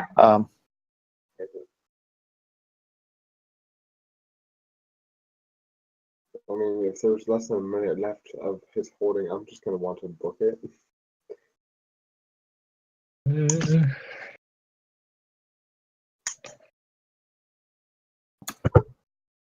Well, lads, we better think of something fast. Yeah, you begin to feel it. You can tell that the spell is beginning to wear off. And Stoll, you begin to feel the movement beginning to return as you're just murderously glaring at the monk straight in front of you. Ren, what are you doing while all this is happening? Do I know that the holding spell is about to end, or? You do a perception check. can I make a strength check to see if I'm like moving now, or Not yet. Hold on. okay? I want to see Ren's perception check. What is perception? Is that It's in abilities, I think. Yeah, it's or in abilities. skills. under? That's in dex, skills. or- No, it's skills. Yeah.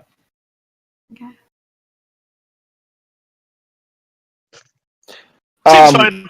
as you're kind of sitting back listening, taking in what everyone's saying, you notice the sweat really beginning to run down Calisan's face. His hair is now starting to stick to his forehead, and you look at Stoll and you can begin to see that his arms are starting to quiver and shake, and he seems to begin to start getting a little movement. Calisan, you can feel him slipping away from you. Like Yeah. you feel the spell beginning to end. Monk guy, might I recommend something? Sure. Run. I think he was talking to you, Zelik. And just as he says that, Stoll, you feel movement return to your body.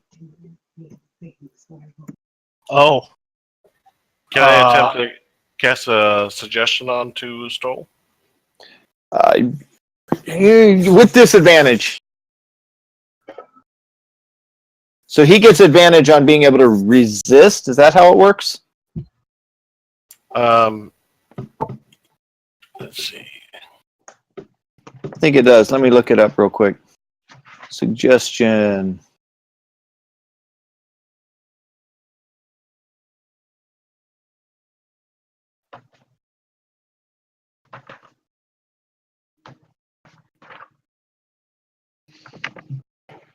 Just. Okay. Yeah, but I tell you what, Flanardius. If you can do this very well in character, I will not give him advantage on it. In character. now's the time, buddy. Come on. That's the deal. Okay, hold up.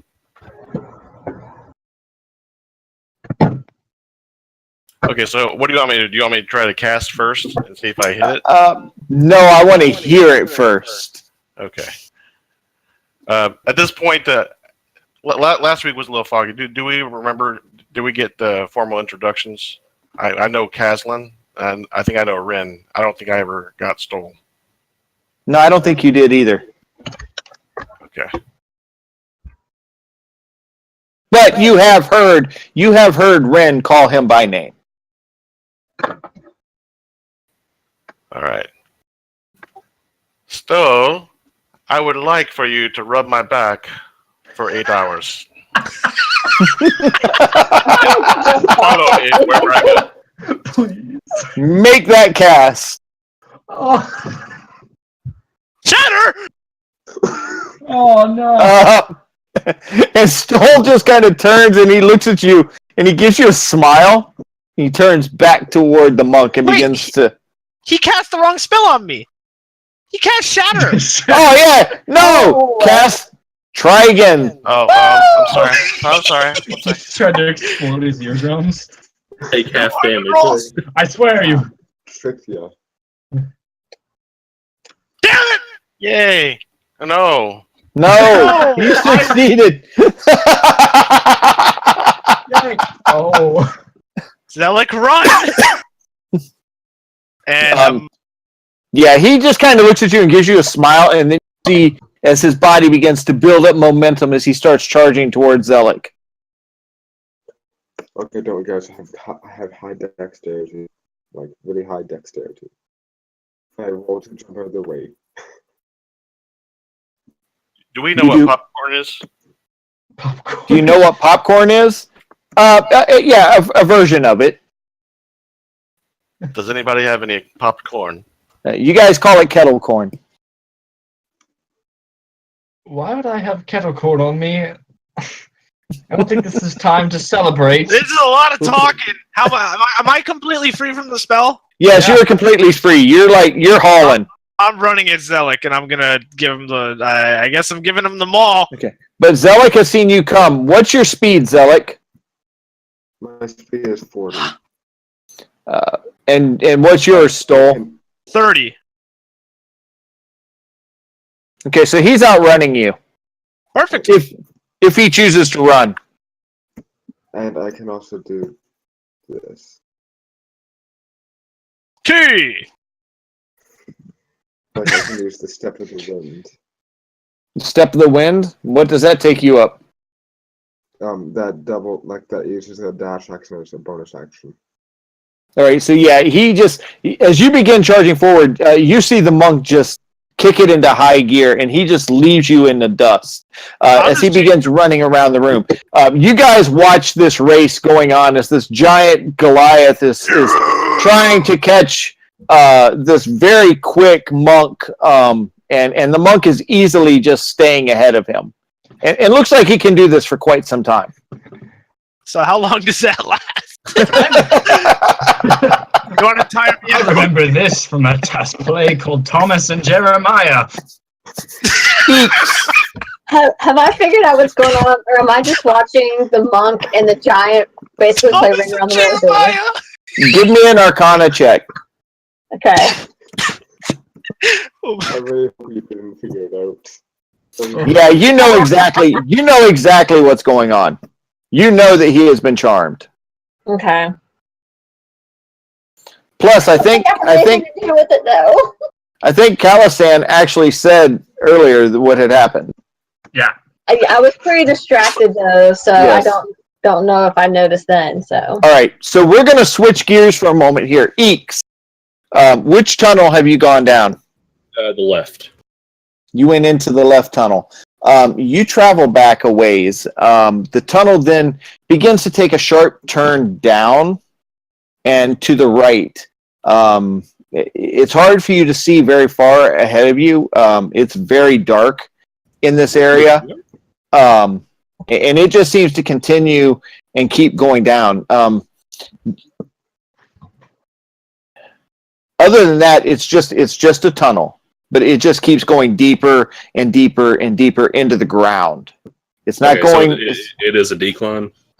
Yes, it's a rather. It starts becoming steeper as you start traveling back.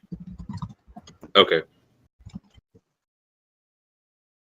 Okay, I'm going to make my way back to the group. Okay.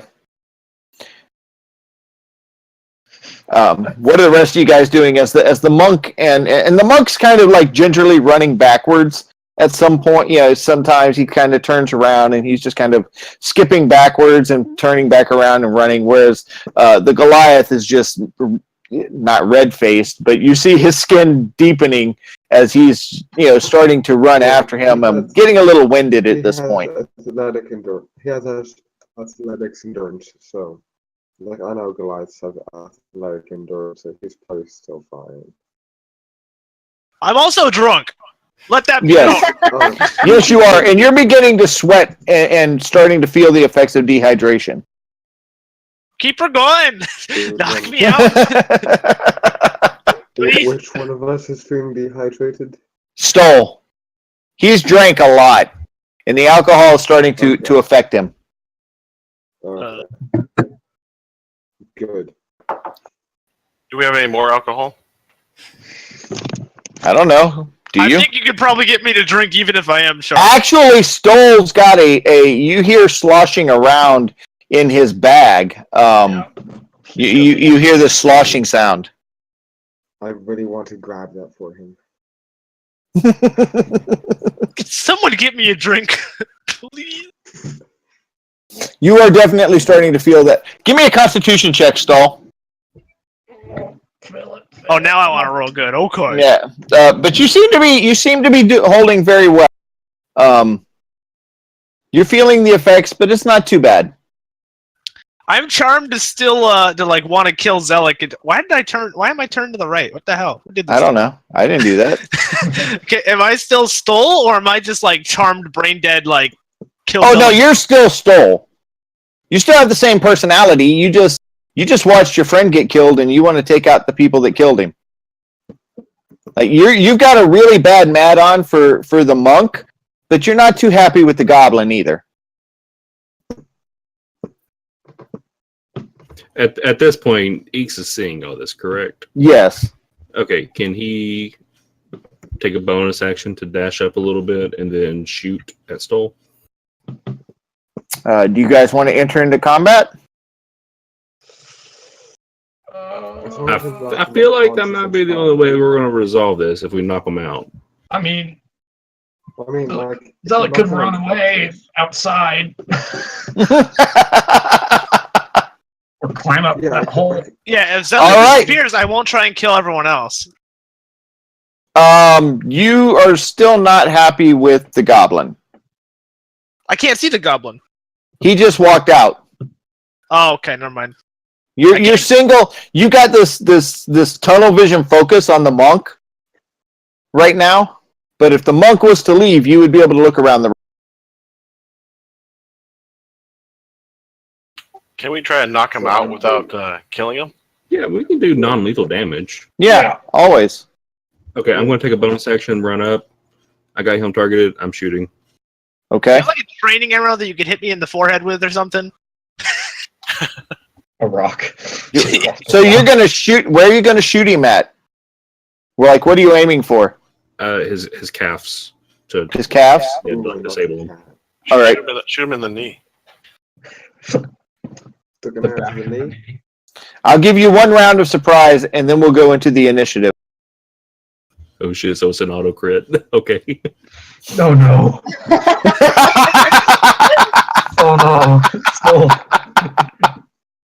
Don't Hold on, let me make sure I got him targeted. Yeah, I do. My leg!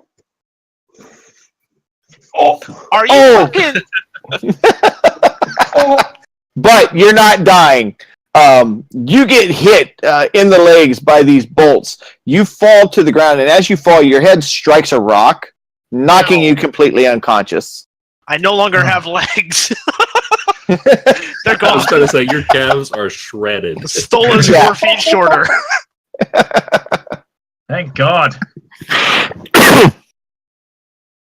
All right, what? I told you I got a crossbow bolt.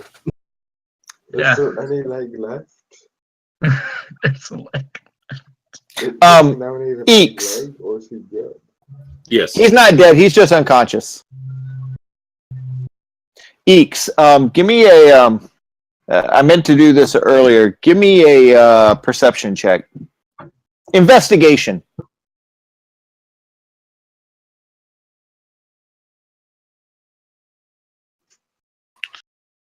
Yeah, you don't see anything. The disappointment. taking You my have this time whole over line there. set up and you're like, man, there's... You're looking at the ground. Yep, Like, it's dirt. I was taking my time over there. Everything. But all right. All right. So seeing that Stoll is now unconscious and safe for the time being, I'm gonna go over to, is it Gran, and then try to see what I can find in his body, or his dead body. Braun, Yeah, Braun. when you get over there, you see on his body remaining. He's got this red and black robe, very ornate. He's got a necklace that has the symbol of Kelemvor on it, the skeleton hand with the scales, and you see a couple of pieces of copper in one bag, and there's like 3 pieces of gold in the other. There's a couple of daggers on his side. Yes, he was burnt to a crap, but the stuff is still there. I gave him the old roasty toasty. Yes, you did. All right. All right, so you gather that stuff up. Ren,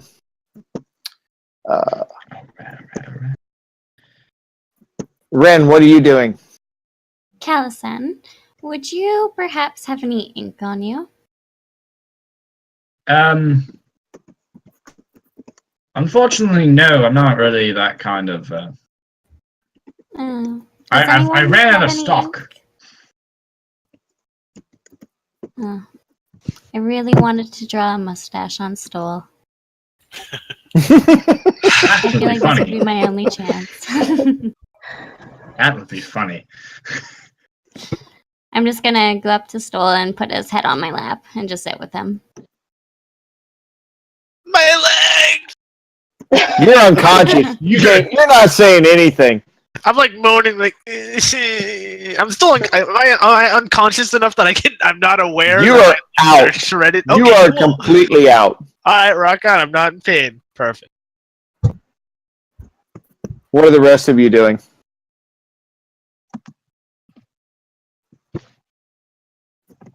You've got this immense cave that it looks like things have happened down here. It looks like this is a place where maybe they came and met a lot.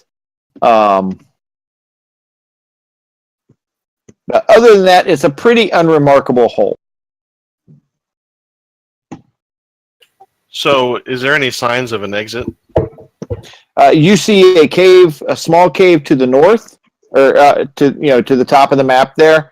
You see another one to the left side of the map, and the one below is the one that you guys came in from.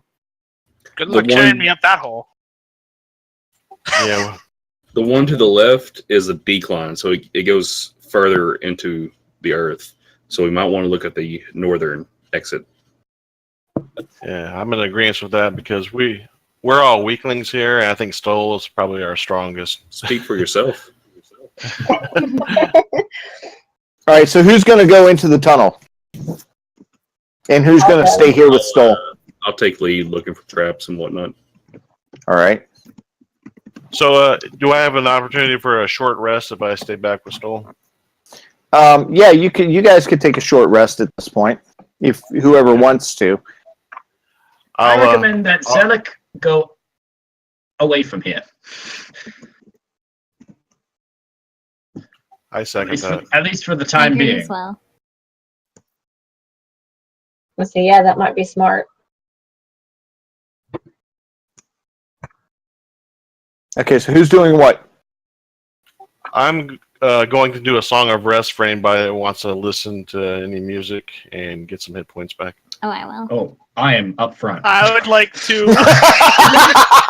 I am, yes. Can you sing to me? I need healing too. I'm a bit burnt.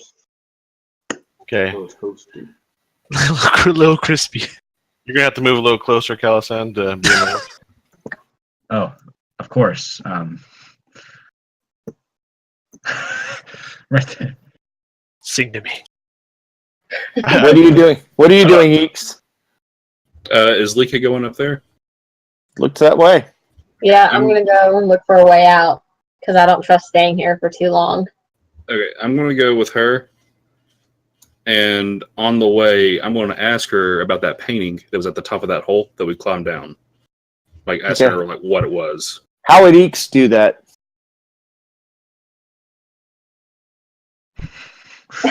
I'm trying to.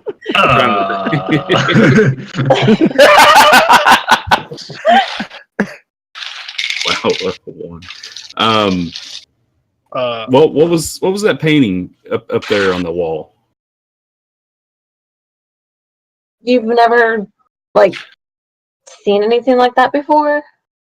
Well, I mean, I've seen pictures, but not of beings like that. Like one looked. I mean, they both looked really strong, but like one was good, one looked evil. Do you not have gods where you come from? Or deities that you worship? What's a deity? I'm just gonna look at him for a second and try and figure out if if goblins are really just that ignorant, or if he's just trying to get information, if he's being a sneaky goblin. Do a perception check. Sneaky goblin. Uh-huh. I don't trust you. Is it perception or insight? Yeah, give me insight. Okay. Yeah, thanks for the insight one. It's a little better. It's a little I better. mean, Even with my -1. honestly, I don't know. I don't know what a deity is. You seem sincere. I'm gonna, as a high elf, I'm gonna know it's my place that I need to educate the less understanding. And so, I'm just gonna be like, well, there's beings in this world that are more powerful than the rest of us. Some are good, some are bad, some lost their way. And, we pray to them, they help us. And, we do what we can to lead good examples. And, yeah. Yeah. Now, the Killam Vor symbol that was on the painting, correct? No, the painting was of a beautiful world where this being was sitting in your eyes. This is when you looked at them, this is kind of how you saw it. You see this lush, beautiful world at the beginning of the painting.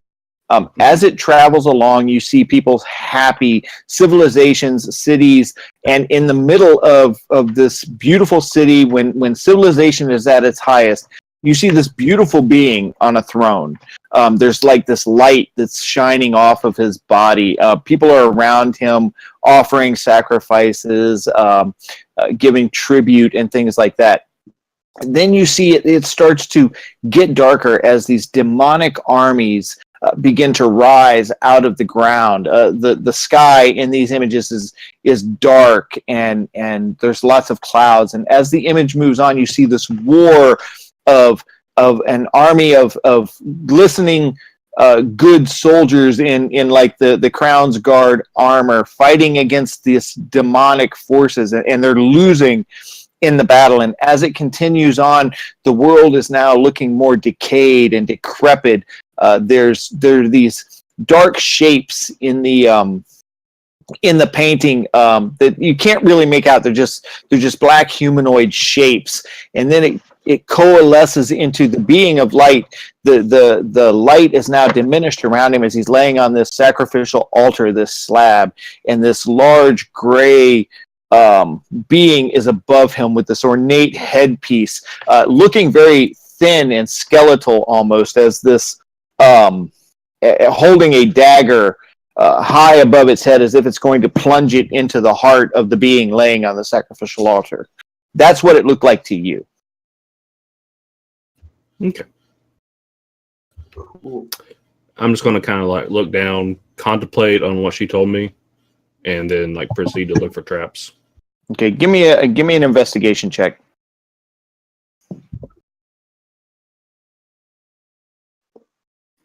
As you begin to look around, you start noticing that this pathway is very well traveled.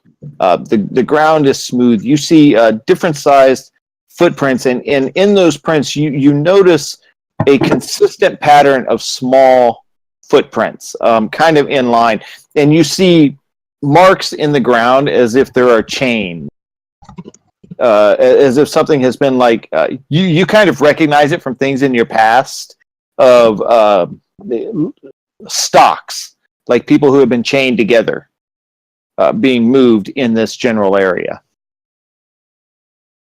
Okay.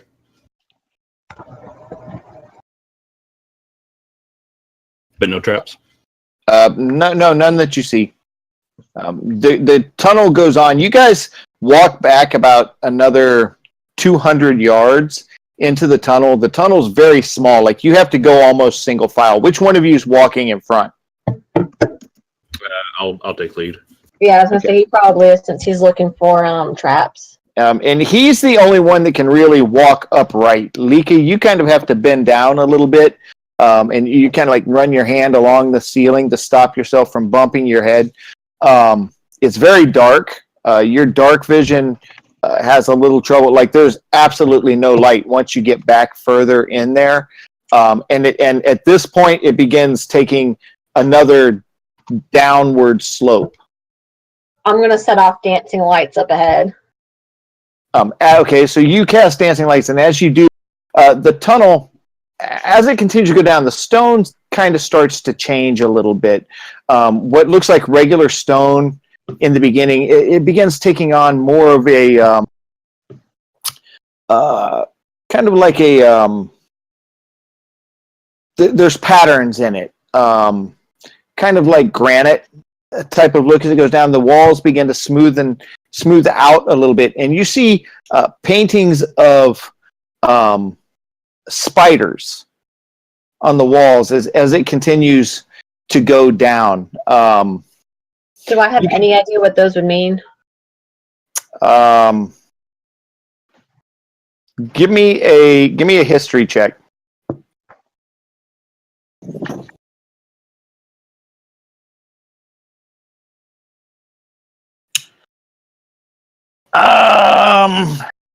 I gotta type this to you. Okay.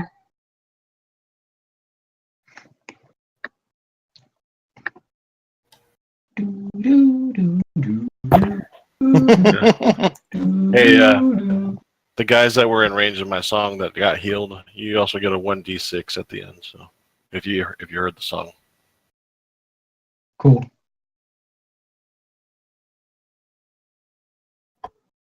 Okay. Okay, so are you guys going to continue on? I'm gonna kind of look at Eeks and be like, this probably isn't a way out either. Well, the left side goes down. This side's pretty well traveled. I And then there's the way we came. don't know. These symbols, they're not giving me a really good feeling that there's going to be anything good at the end of this tunnel. What do these symbols mean? Well, remember how we were talking about deities and gods and how some are good, some are bad? Uh-huh. Well, these are symbols for one that's not very good. And at that point, I'm just going to like immediately just turn around and start walking back. You see him just kind of push past you. Like a full like pivot my heel. Power walk. Listening and listening. All right, so while they're gone, what are the rest of you guys doing? Scott, did I hear that you gave us all a D6 for inspiration? If you were in range of the heal that I gave you from my song, then yeah, you get a 1d6 at the end of the rest. So you healed me, and that put me above unconscious. Does that mean that I'm back awake or no? Yeah, and give me a wisdom saving throw. Can I use the inspiration for that? Yes, you can. Oh, please make this. Oh yeah. Yeah! Oh Woo! my Brand, gosh. baby! You begin to wake up, Stoll, and you're just like you're kind of angry at yourself because why the hell were you doing what this guy wanted? Why were you listening to him? Why did you like him so much? What the hell's going on? Yeah, you don't have any great love for this drow monk, but you don't understand why you were obeying what this guy was saying, and it's kind of eating at you a little bit. I'm gonna crack open the. I'm gonna like gingerly reach over to my bag and pop the cork off my bottle, and I'm gonna start PTSD drinking. Where are your health points at? I have one. Oh Lord. Well, Yeah, at the end of the rest, he gets another D6. So. okay. Yes. And you guys have been resting for a little while, as you know, as Lika and Eeks have been gone, probably for about an hour or so, kind of investigating and going down into the tunnels and looking around. Suddenly, you see them pop out of the tunnel. Eeks is kind of power walking, moving a little quick, and Lika comes out a few seconds behind him. Did you guys find a way out? Not that direction. So the only way is up? Kind of looking that way. Well, I guess our nap is over. I can handle that. Well, I'm back. Don't Yeah, I shoot. I can climb. Wait, we all get a How's D6 your legs health back? feeling? I'll tell you in a minute. So that's 32. And then I have 5 points left for my lay on hands. So can I heal myself for those? Yes. All right, so I'm going to do that. So that takes me to 27. And then can I use hit die? Yes. Nice. All of you can. And I'm back. Are my legs completely healed then, or am I? What's happening? There's scars on them. They're functional. And yeah, they're you still got some open wounds, but they're starting to scab over. But you definitely can tell that some is going to scar up. A little alcohol can't fix, and I start chugging at the jug a little more intently than I was initially. So you guys see this giant over there. He's got a big jug of shine, and he's just chugging it down. You okay over there, big guy? Oh, I will be. You never stop drinking, do you? No. Well, I'm glad you're okay. And I realize that like my head is in her lap, and I like jolt up, and I'm like, "Wait, what?" Gosh, no need to get so freaked out. So does he no longer want to kill me? Just one, Flenardius? Yeah, just one. I think it interfered with the way my taskbar was, and I just don't want to roll again because I got a 1. So Gotcha. No problem. Okay. So you seem like a healthy band of adventurers. Healthy. Yeah. I mean, Well, so you know what to do at battle. I mean, as a well versed in that. can I offer you a tomato, good sir? I'm gonna look at Zelik and be like, What? not yet, Zelik. Just wait. Okay. I'm gonna stand up slowly and walk over to Zelik, and I am very tipsy at this point, so I'm kind of staggering, and I'm gonna like drunkenly reach out the hand that's not holding the jug and be like, "I apologize." Still a shake on it, bud. I give him a tomato while shaking his hand. Bro, I don't have a hand for this. I got one Shove it hand in with his mouth. alcohol and one hand with your hand.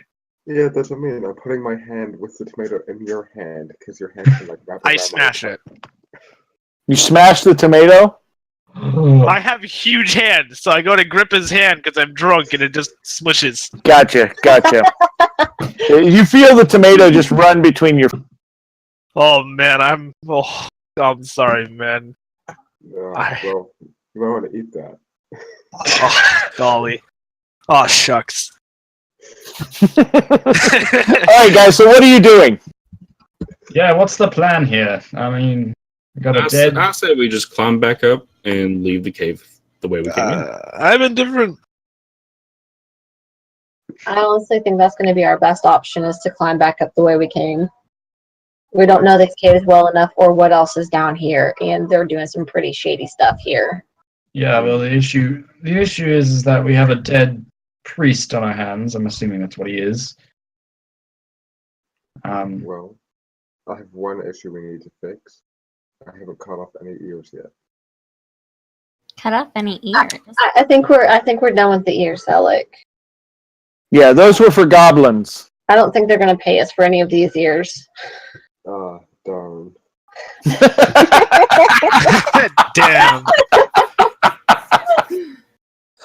He kind of looks your way, Eeks. I kind of stand in between him and Eeks. And just shake my head and go, no. You only need one ear to heal. You only need one ear. You're welcome to try and take my ears. I think I'm out of alcohol at this point, so I'm going to smash the jug on the floor and shatter it. I'm like, I'm going for more shine. Whoever wants to come along is welcome, and I'm going to head towards the where we came in from. All right. So you guys go back down the tunnel, and after about an hour or so of climbing and struggling up the walls and helping this drunken Goliath get up, you guys are finally able to get everyone up into the cave at the top. You enter into the area that's got the beautiful painting around it, or beautifully done painting, rather. And you head out into the main chamber where the columns were. Still seeing the bodies laying on the ground. What do you guys want to do from here?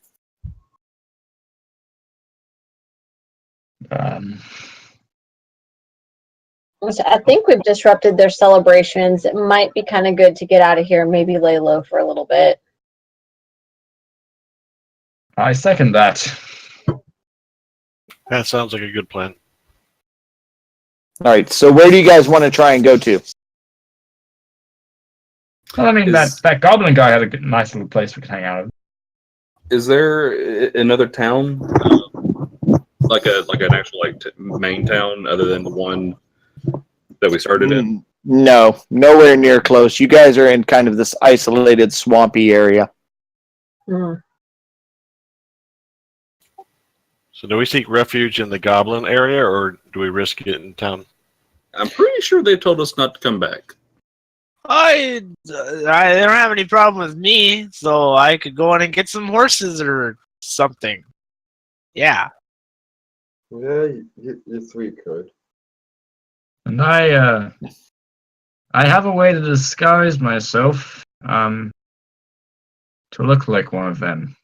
And Coulson kind of peeps up and says, well, we need to get back. We need to tell the captain what's going on here. He needs to know that there's a cult out here, that they've been killing or selling or doing something with all these kids. You guys can't leave.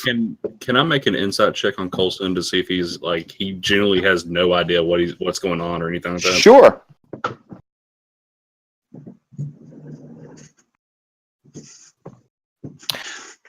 Does anybody want to help him? Anybody else want to? Okay. Yeah, Flinardius will.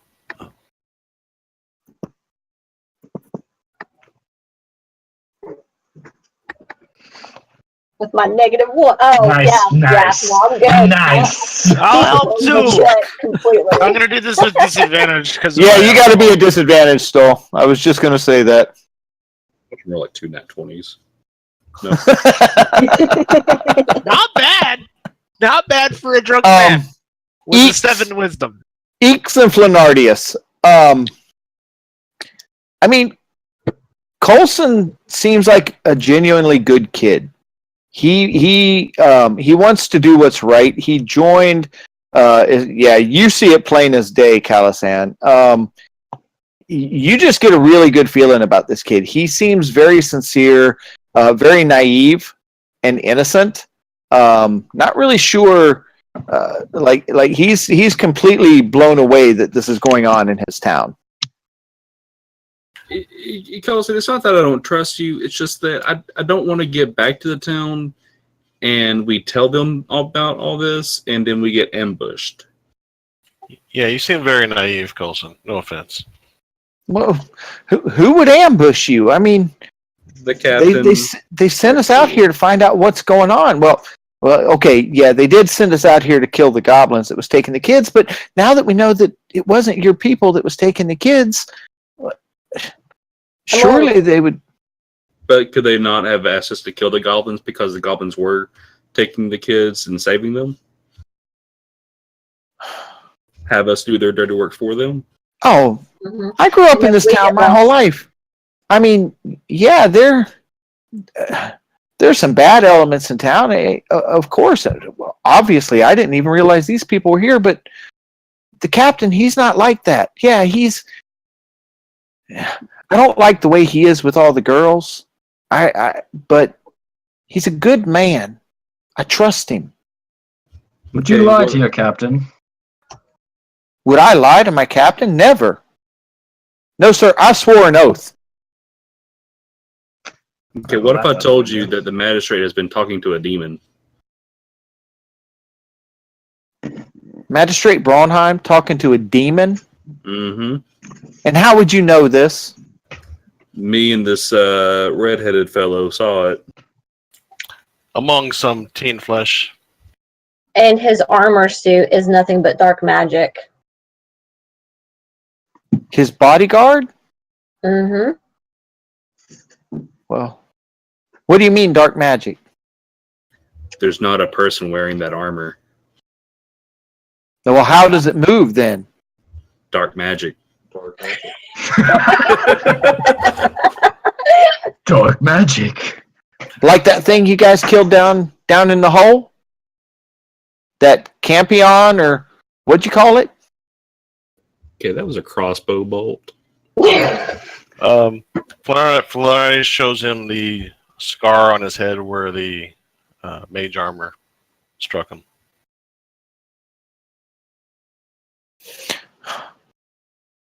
Well, I've got to go back. I've got to let them know. They'll put a stop to this. I promise you. I know they will. They'll kill you if you tell them because you know too much. They were going to kill you like 30 minutes ago. Roll persuasion. Both of us. Yes. Well, A goblin is not very persuasive. I mean, you're not. Yeah. He walks up to you, Lika, and he just kind of meekishly looks at you and goes,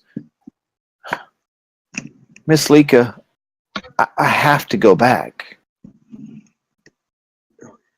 I'm not saying don't go back.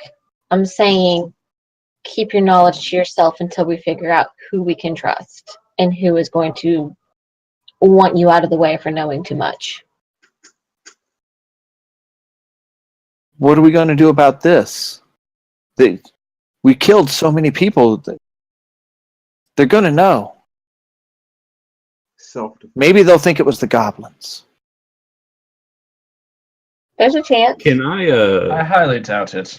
can I like make the area look like there was a bunch of goblins in here? I mean, I could Sure, with a if you guys give me a good deception check, Yes, I can. Do I get advantage because I am a goblin? yes, you certainly do. Got natural 20.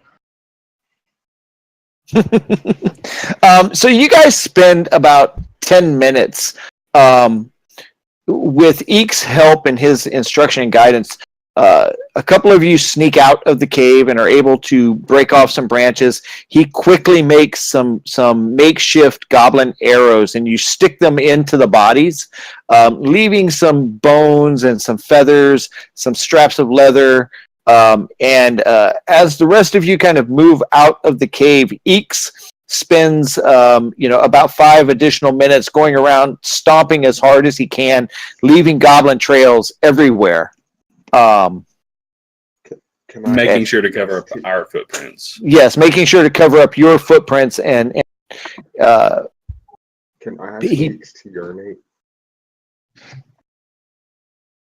What? you can ask him to do anything. You need to pee. Oh my gosh. I'm just Goblin gonna pee go- does have a very distinct odor. True, it does. However, I'm just I going go to straight to Eeks, give like, Zelik this blank stare and just walk back towards the hole and climb up. Oh, you guys have already climbed up. You're in the upstairs cave now, Yeah. where all the other bodies Well, then are. I'm just going to start heading back towards outside. All right, I need you guys to do a stealth check. Oh God. So you're not even urinating? I'm at double You disadvantage. with disadvantage. I'm at I'm double disadvantage because of my armor. I'm not doing it. I'm staying down here, guys. No. I have So that's a 3. Look how you rolled 3 up. So a 4. Are you really drunk? I'm blatantly wasted and I'm in heavy armor. You can always just hit disadvantage and roll, and it'll roll too. No, that only does Like that that? only does disadvantage. I'm at double disadvantage. You're not. There's no such thing as double disadvantage. Okay, then my other DM is a liar.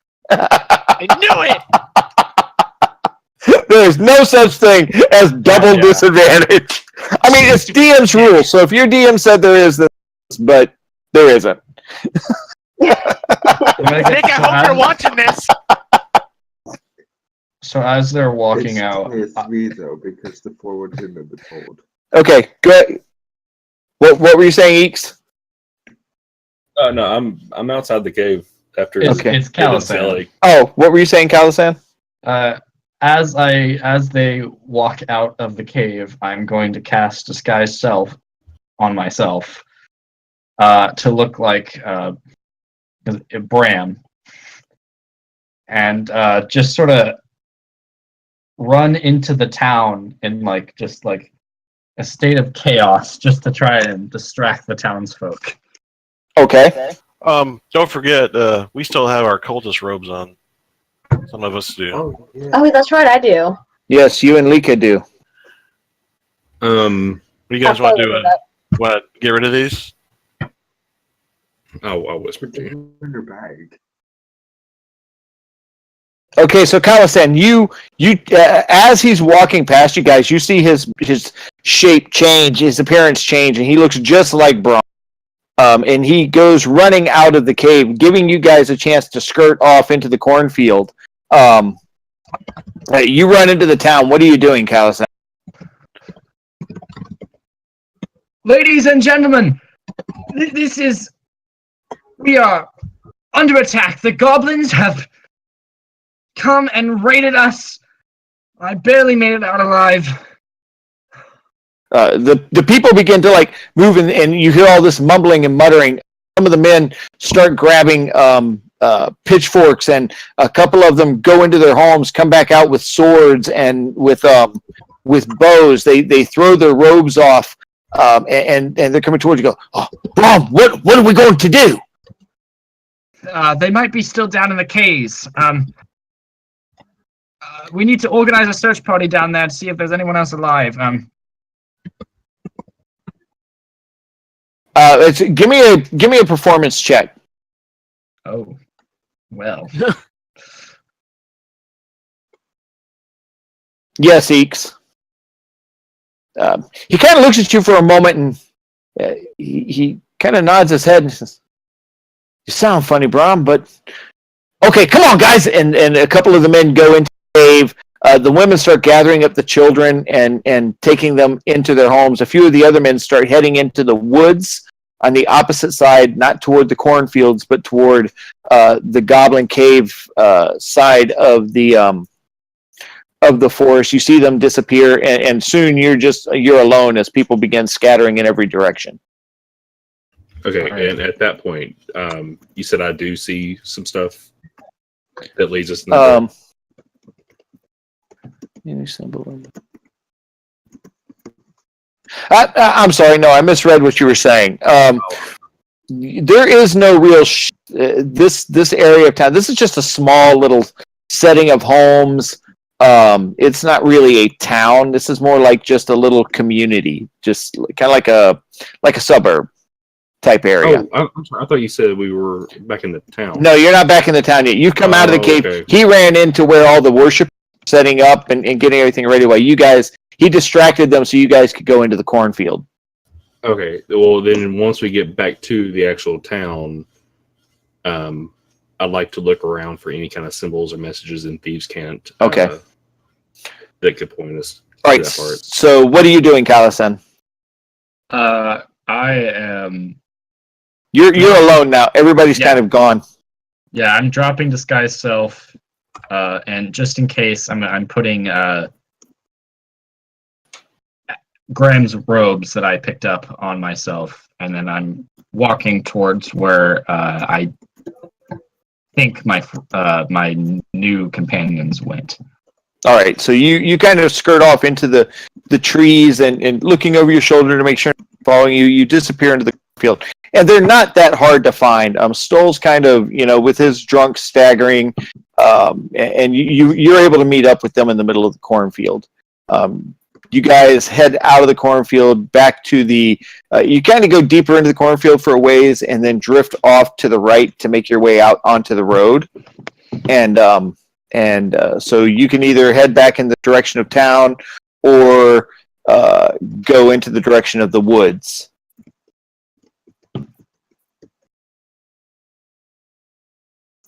You're kind of at a crossroads. Can I ask them how far away is the town? The town is about a mile.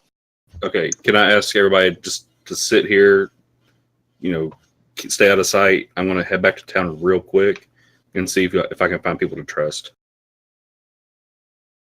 Okay. You don't want any of us to go with you? No, it's better if I go alone. I'm just going to sit on the ground and start pulling out my little journals and start making notes. Can I see if he's bullshitting me? Yeah, do an insight check.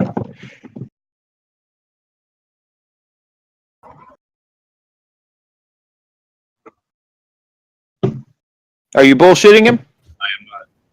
He is not. No, I'm telling the truth. All right. People always doubt a goblin. It's just suspicious that you're like, I'm gonna go back to town by myself. All right, so I'll be back. are you guys going to sit there on the side of the road, keeping in mind you're not that far away from the town yet, Are we out of view? or you're not that far away from the settlement? I want to sit off out of sight of the road and just sit down and wait for Eeks to come back while I mess in my journals. All right, do you want to work your way back into the cornfield or go into the woods on the other side of the road? I'm going to kind of look at everybody else and see which way they're going, and just kind of like absently follow and then find a quiet spot. All right, where are you guys going? The cultist went into the forest. They went into the forest way on the other side of you. Like, Okay. you guys have come out. Basically, the way this works is there was a road leading into the town, and then it met up with the main road going north and south. You guys have come out way south of that road, out of the cornfields. So the woods that are across the street are not the same woods that the townsfolk went into. They went well north of you. You would be going to the east, or to the west. I'm sorry. Is it day or night right now? It's well into the evening. Evening? Okay. Well, I don't like being a sitting duck out here, so if anyone else wants to join me, I'll be heading off to the forest. So you see Callison dart across the street, kind of quickly. Is Flanardis is going to trust Eeks and just stick around, but try to find some cover? Okay, so are you going to follow Callison across the road? Or are you going to hide in the cornfield? I'm going to hide in the cornfield. Okay. I'll also hide in the cornfield and eat some corn. Okay. What are you doing, Stoll? Red? I'm gonna follow Callison into the forest because I want to go pick some flowers. All right. Stoll? I'm just drunk following the party around. At this point, I don't really know anyone else in the party other than Ren, so I'm just following her around. All right. And so which group do you follow, Lika? I'm gonna follow the direction Flo went in. Okay, so you go into the cornfield. Yeah. Eeks, you travel south, going back to the city. By the time you get there, it's full on night now. You can see torches going. You see town's guard marching around the perimeter of the gates, and you sit back and you watch so that you can time their movements. Give me a stealth check.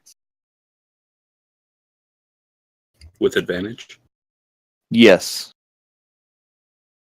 Oh, Yeah. Yeah. 20, so yeah. Okay, so you see a break. You after you watch them for a few moments, start to see their pattern. You see an area of time when you can get past them into the town proper, if that's what you want to do. Yes. Okay, And so as I'm making my way in, again, I just want to look for any kind of messages pointing me to a shady part of town that Okay. I feel like doesn't like the magistrate or the guards or anything like that. As you're working your way through the town, as you approach first, you kind of go down into this ditch. You wait for a few moments. The guards pass. You slip around the wall, the entrance to the town, and you start skirting around behind some of the residences, keeping close to the walls and the shadows. And as you get a little deeper into the town, you start feeling a little more confident. You work your way out to the street, but still sticking close to the buildings, barrels, boxes, anywhere that you can kind of scamper and scurry your way through. Eventually, as you go deeper into the south area of the town, you notice that the buildings begin to get a little smaller, a little more run down. People aren't dressed quite as well. You see kids playing in the street unattended. No one really seems to care. Some people laying on the ground here, a couple fooling around in an alley there. And as you work your way back, you begin to hear music, very jovial music, coming from a small little building, kind of leaning in the back. You hear a lot of laughter and loud noise. And out front, you see the slaughtered hog on a sign that's kind of hanging, like one chain has broke, so it's kind of like kind of swinging on one chain. Okay. I'm gonna go in and just kind of look around, get a feel for the people in there. Okay. You work your way in. Give me 1 second. I need to make a note. You work your way in, and it's a very joyful crowd. You see some seedier looking people. A lot of women who are prostitutes spending time with the men. You see them exchanging money. A couple of them go upstairs to the rooms. There is a band playing very jovially on the stage. People are dancing. It seems like a very, very fun place. Quite the party. Much more outgoing, different kind of different class of people than what you saw at the Gilded Pony. Okay, I'm gonna go to the barkeep Okay. and ask him how's it going. I'm gonna There's as you approach the bar, you see this red-headed dwarf woman, very rotund and very voluptuous, standing there. She's like, "Oh yes, hold on 1 second. 2 ales for him. Get some food out to table 5. You, Melissa, yes, come over here. Okay, listen, I want you to be nice to that man. He's a good spender. You just go over there and you treat him well, okay? You know what I mean. First drinks are free on the house. After that, we'll charge him double. He won't even know. All right, go on, girl. Listen." She sees you approaching and she kind of slides over and she's like, "Hello there. We don't get many of your kind around here. What can I get you?" Are you going to charge me double too? Shh. Now listen, the only reason we charge him double is because he's part of the Crown's Guard. Not very popular around here, you know what I mean? So I any do. chance I get to stick it to him, I certainly do that. So, All right. I want to start a conversation.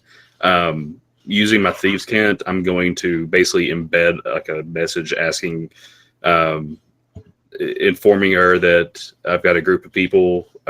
We want to remain hidden, but we need a place to stay. she kind of looks at you for a moment. She looks around the room, and And I'm going to slide out 20 gold onto the table. she looks at the gold. Melissa, don't forget to charge him. All right, come here. You see her go over. She whispers to the girl. She comes back. She casually puts her hand up on the bar, and as she does, she covers the money, just kind of nonchalantly, and pulls her hand back a little bit, and you see her other hand move up as it falls into the palm, and she puts it into her apron. She's like, "So, how many you got? And what kind of trouble are you in? I want to know what I'm bringing." 7 total. Right, there's 7 of us. I think so. I count 6. I'm stole. Yeah, 7. Rin. Yeah, you're right, Yeah, 7. there's 7. Okay. What All about right, Carlson? 7 total. Do you count Carlson? Are they all like you? No. Mixed variety. One of them happened to be that big giant fellow we saw walking around. Was he always drunk? Yeah, I wish I could get him in this place. He looked like he spent some money. That one does. Oh yeah. See, I've one got of them? Yep. Oh, okay. Where are they at now? They're about a mile outside of town. We need to remain hidden from the Crown's Guard. Is there a back entrance into this town that we could take? You wait right here. And you see her walk out, go to the other side of the bar. She disappears around a door. A little bit later, she comes out, and she's got this young boy with her. He's about 14 years old. Like, this is Stephen. He'll go with you, and he'll show you how to get in. Hand out and like creepily shake his hand. He doesn't even bat an eye at it. He grips your hand. He's like, "Pleasure to meet you, sir." Oh, okay, so Mom told me what we're going to do. You head on back out to the gate. I'll be out there in about 5 minutes. All right, I'm gonna head back out to the gate. All right. So you go out to the gate, and there's this big oak tree that you kind of you work your way around, and you kind of stay hidden there, watching the Crown's Guard. You see the magistrate as he's leaving the keep outside of town. He's got the large armored figure following him. Walks by you as he gets to your right about 100 feet away from you. You see him stop for a moment, and he kind of looks around, glances over in your area for a moment. Throw up down to the ground and like just flatten myself against the grass.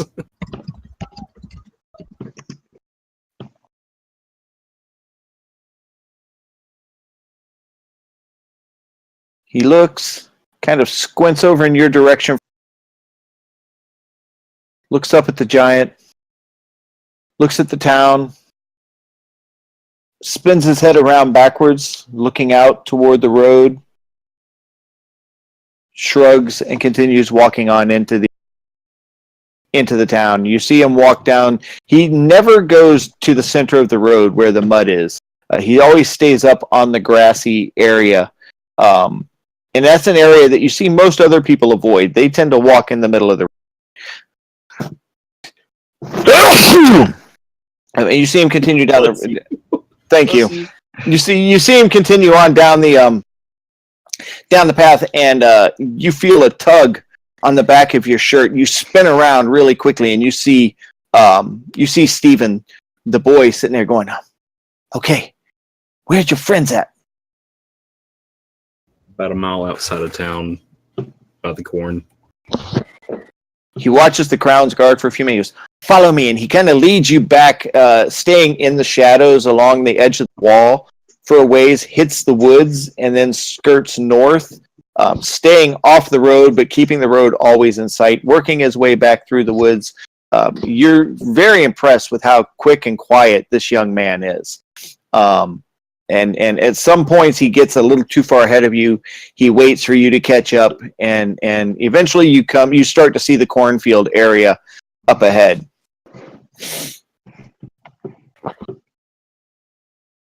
How much further is it? I wish you guys could hear the music that I'm hearing right now, because it's perfect. It's a night. I hear the crickets. I hear they should be around here. Let me look for them real quick, and I'm just going to kind of go over into the corn. Look, do I see Flo and Lika? Okay. As you approach them, Flonardius, he's kind of fallen asleep a little bit. He's got a light snore going on, and Lika is she's got one of her lights kind of dancing over one of the books, and she's lost in thought as she's reading the book. She doesn't even notice you approaching. I'm gonna sneak up to Flonardius, take a dagger, and like press the flat end up like against his throat. Oh.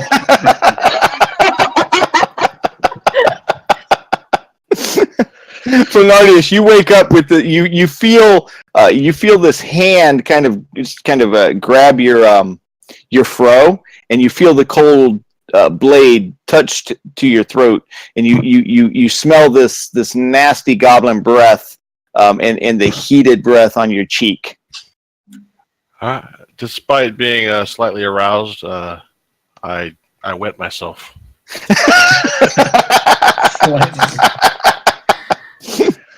I'm just going to motion for them to follow me. I'm going to ask them, like, where's the others? They went off into the... Wait, no, I wouldn't have even known where they went, because I was totally lost in thought by that point. Stoll's passed out against a tree. What are you doing, Callison and Ren? Oh, I'm playing solitaire on the ground. I'm pulling my deck of cards. I'm just playing some card games by myself. What are you doing, Ren? I'm just making a flower crown and then putting it on Stoll's head.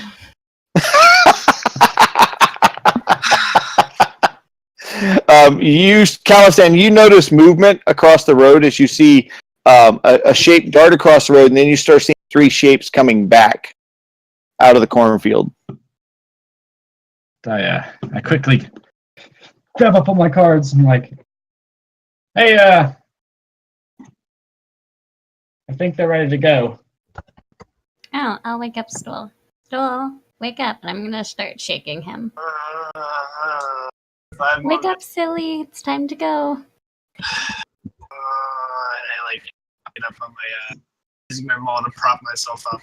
Am I still intoxicated, or would you say I'm? You've slept it off. God bless.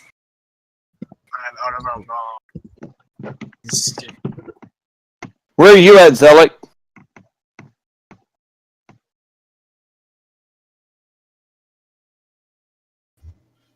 In the Not void. here. In the void. Zealot really is sleeping. Zealot follows you guys across the way, and Coulson is in tow behind Lika. He's staying pretty close to her. He approaches, and Stephen kind of pulls you toward him. Eeks kind of grabs you by the arm and pulls you over. You didn't say nothing about no Crown's Guard. You just brought a whole load of shit down upon us. What are you doing? Trusted. He can be trusted. Can't trust any of them sun-wearing bastards. He kind of looks at me and goes, keeping an eye on you. And Coulson kind of looks at him and it's like, well, you're not a very nice young man, are you? He looks over at Lika. Coulson in the stomach. Okay. He kind of looks at you and nods, and he kind of understands what you're telling him. Stephen begins to lead you guys back the same way you had come, but as you start approaching the town, instead of going toward the gate, he leads you around to the right of the wall, staying close to the shadows, watching the guards as they're moving to and fro. He darts here, darts there, kind of leads you guys along from bush to wagon to barrels over top of boxes, till you get around where you can hear the sounds of the partying and the music from the other side of the wall. He walks you over to a set of boards in one area of the wall, and he begins to work them loose until they kind of break away, and you see a small entrance into the back of a building. It's something that you guys will have to get down. Stoll, you'll really have to squeeze into this area, and he kind of motions for you guys to get on inside as he's looking around. I have to like hand my mouth, and I'm like, somebody take this, please. I just sort of drop it on the ground, and it makes a big old cloud of dust. Okay, what order are you going in? I'll be right behind Steven. Steven's motioning for you guys to go. Oh, then I'll go in first. I'll follow All right. Eeks, and I'll hand him the mole. All right, who's next? I'll go after Stoll. I'll go after Lika. I'm last. I politely suggest that Calisan goes ahead because I'm still a little embarrassed about wetting myself. Yeah, of course. Anything for you. I go before. All right, so it's not very far. You guys crawl in through this tunnel, and as you come out the other side, there's a very dim light. It's a small little storage area. I would say probably 10 feet by 15 feet. As you come out of the hole and you're able to stand up, you see two large men and standing on either side of a desk. And behind the desk, you see this young woman, hair kind of in braids, wearing clothes that are a little disheveled. She's got some feathers in her hair. You see a spear to one side of her and an axe on the other side. And she sees you come out completely unsurprised, almost as if she was expecting you. And she says, "You're the ones that I've been hearing about, causing trouble here in town, working for the magistrate. Why are you here?" Well, we've disrupted a ceremony that the magistrate and his followers were a part of, and we need a place to stay away from the Crown's Guard, except for the one that's with us, and I'm going to slot her 10 more gold to overlook Coulson. She looks at Coulson, she looks at you, and Stephen kind of crawls in behind you. You see him shut this little door in the wall as the two large men kind of shift in position, and she looks at you, she goes, "What kind of ceremony?" They were sacrificing children.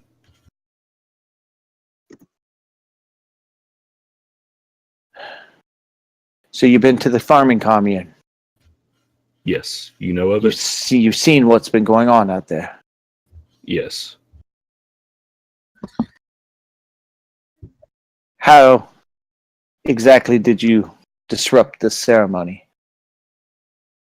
We kind of killed everybody in the cave, and then kind of made it look like goblins attacked it. Kinda. She kind of sits back. You see her begin to laugh. "And what of Brom?" No, Brom dead. "About time." I'm super dead. So, what are your thoughts of Magistrate Bronheim? We have knowledge that he is communicating with something evil. You see her face kind of shifts. In what way? I didn't She really gets- see the form that he was talking to, but I saw like a shadow of a face. And where was this? In his house. Don't ask me what I was doing in his house, but it was in his house. Looking for his children. She looks you up and down. She goes, I'm sure I can imagine what you were doing in his house. Take anything interesting? Some apples. I suppose you met that friend of his. That monstrosity. I was about to say that. You mean that monster that follows him around? Yes. Bastard killed 3 of my men last week. I've got a little job for you. You owe us. How'd you like to settle a few scores for me? I don't feel like I owe you anything. I've paid 30 gold total for all this. 30 gold to keep you hidden from that bastard? Do you know what he could do to us? Do you know what he's done to us, to this entire town? Have you not seen the graveyards? I have. We have. We put our lives on the line just sitting here talking to you now. I should turn you out into the streets. And you see the 2 large men kind of shifting, and you hear noise from the other side of the door, kind of shifting footsteps, and the rattling of sabers. I'm going to lean in. Then who's going to take care of this problem for you? I'd like to also wave to the men. You'd like to wave to the men? They don't even acknowledge. They just stare at you guys. She looks at you. She kind of leans in, and you're not used to women leaning in quite so close to your face. Eeks. I like you.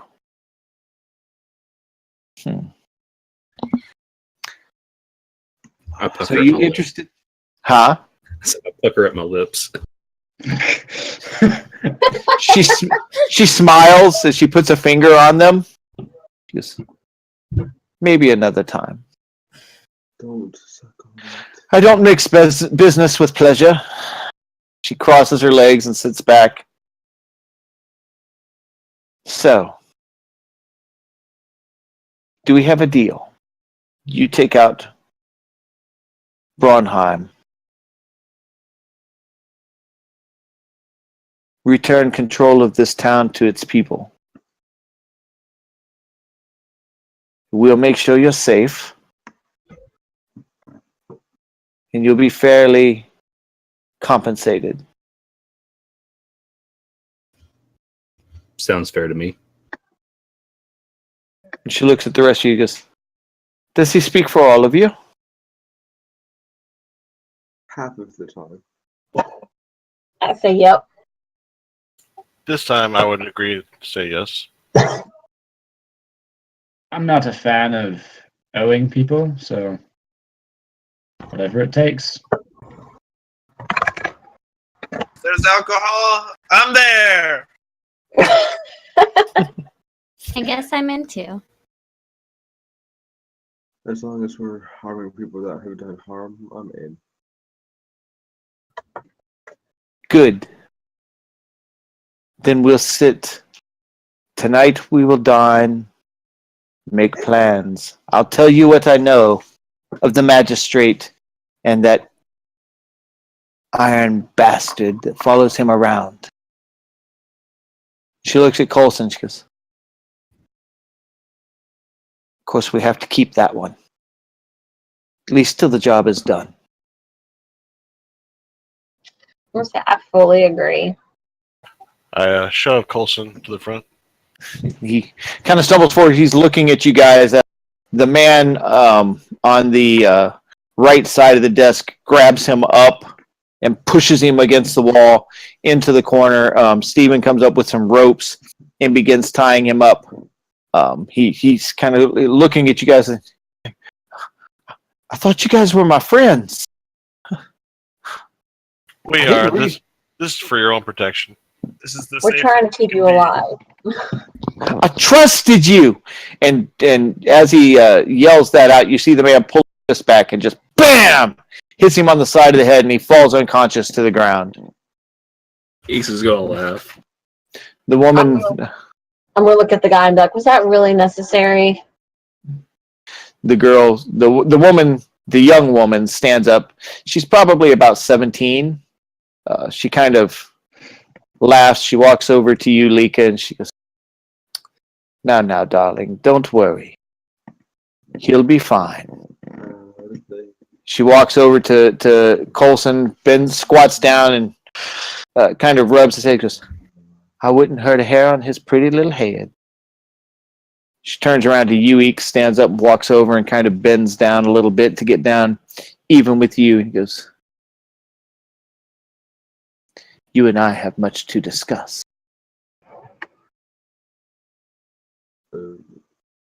And with that, we're going to end tonight. All right. Can we get a long Jeez. rest? There's the meta. Are we even the good guys anymore?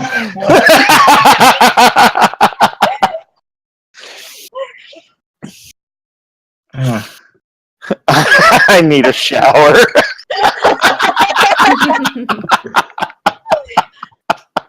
Yeah, Agreed. I could smell the stink from here. Oh my gosh. I'll join you. So did you guys have fun tonight? Yeah. Hell yeah. Yeah.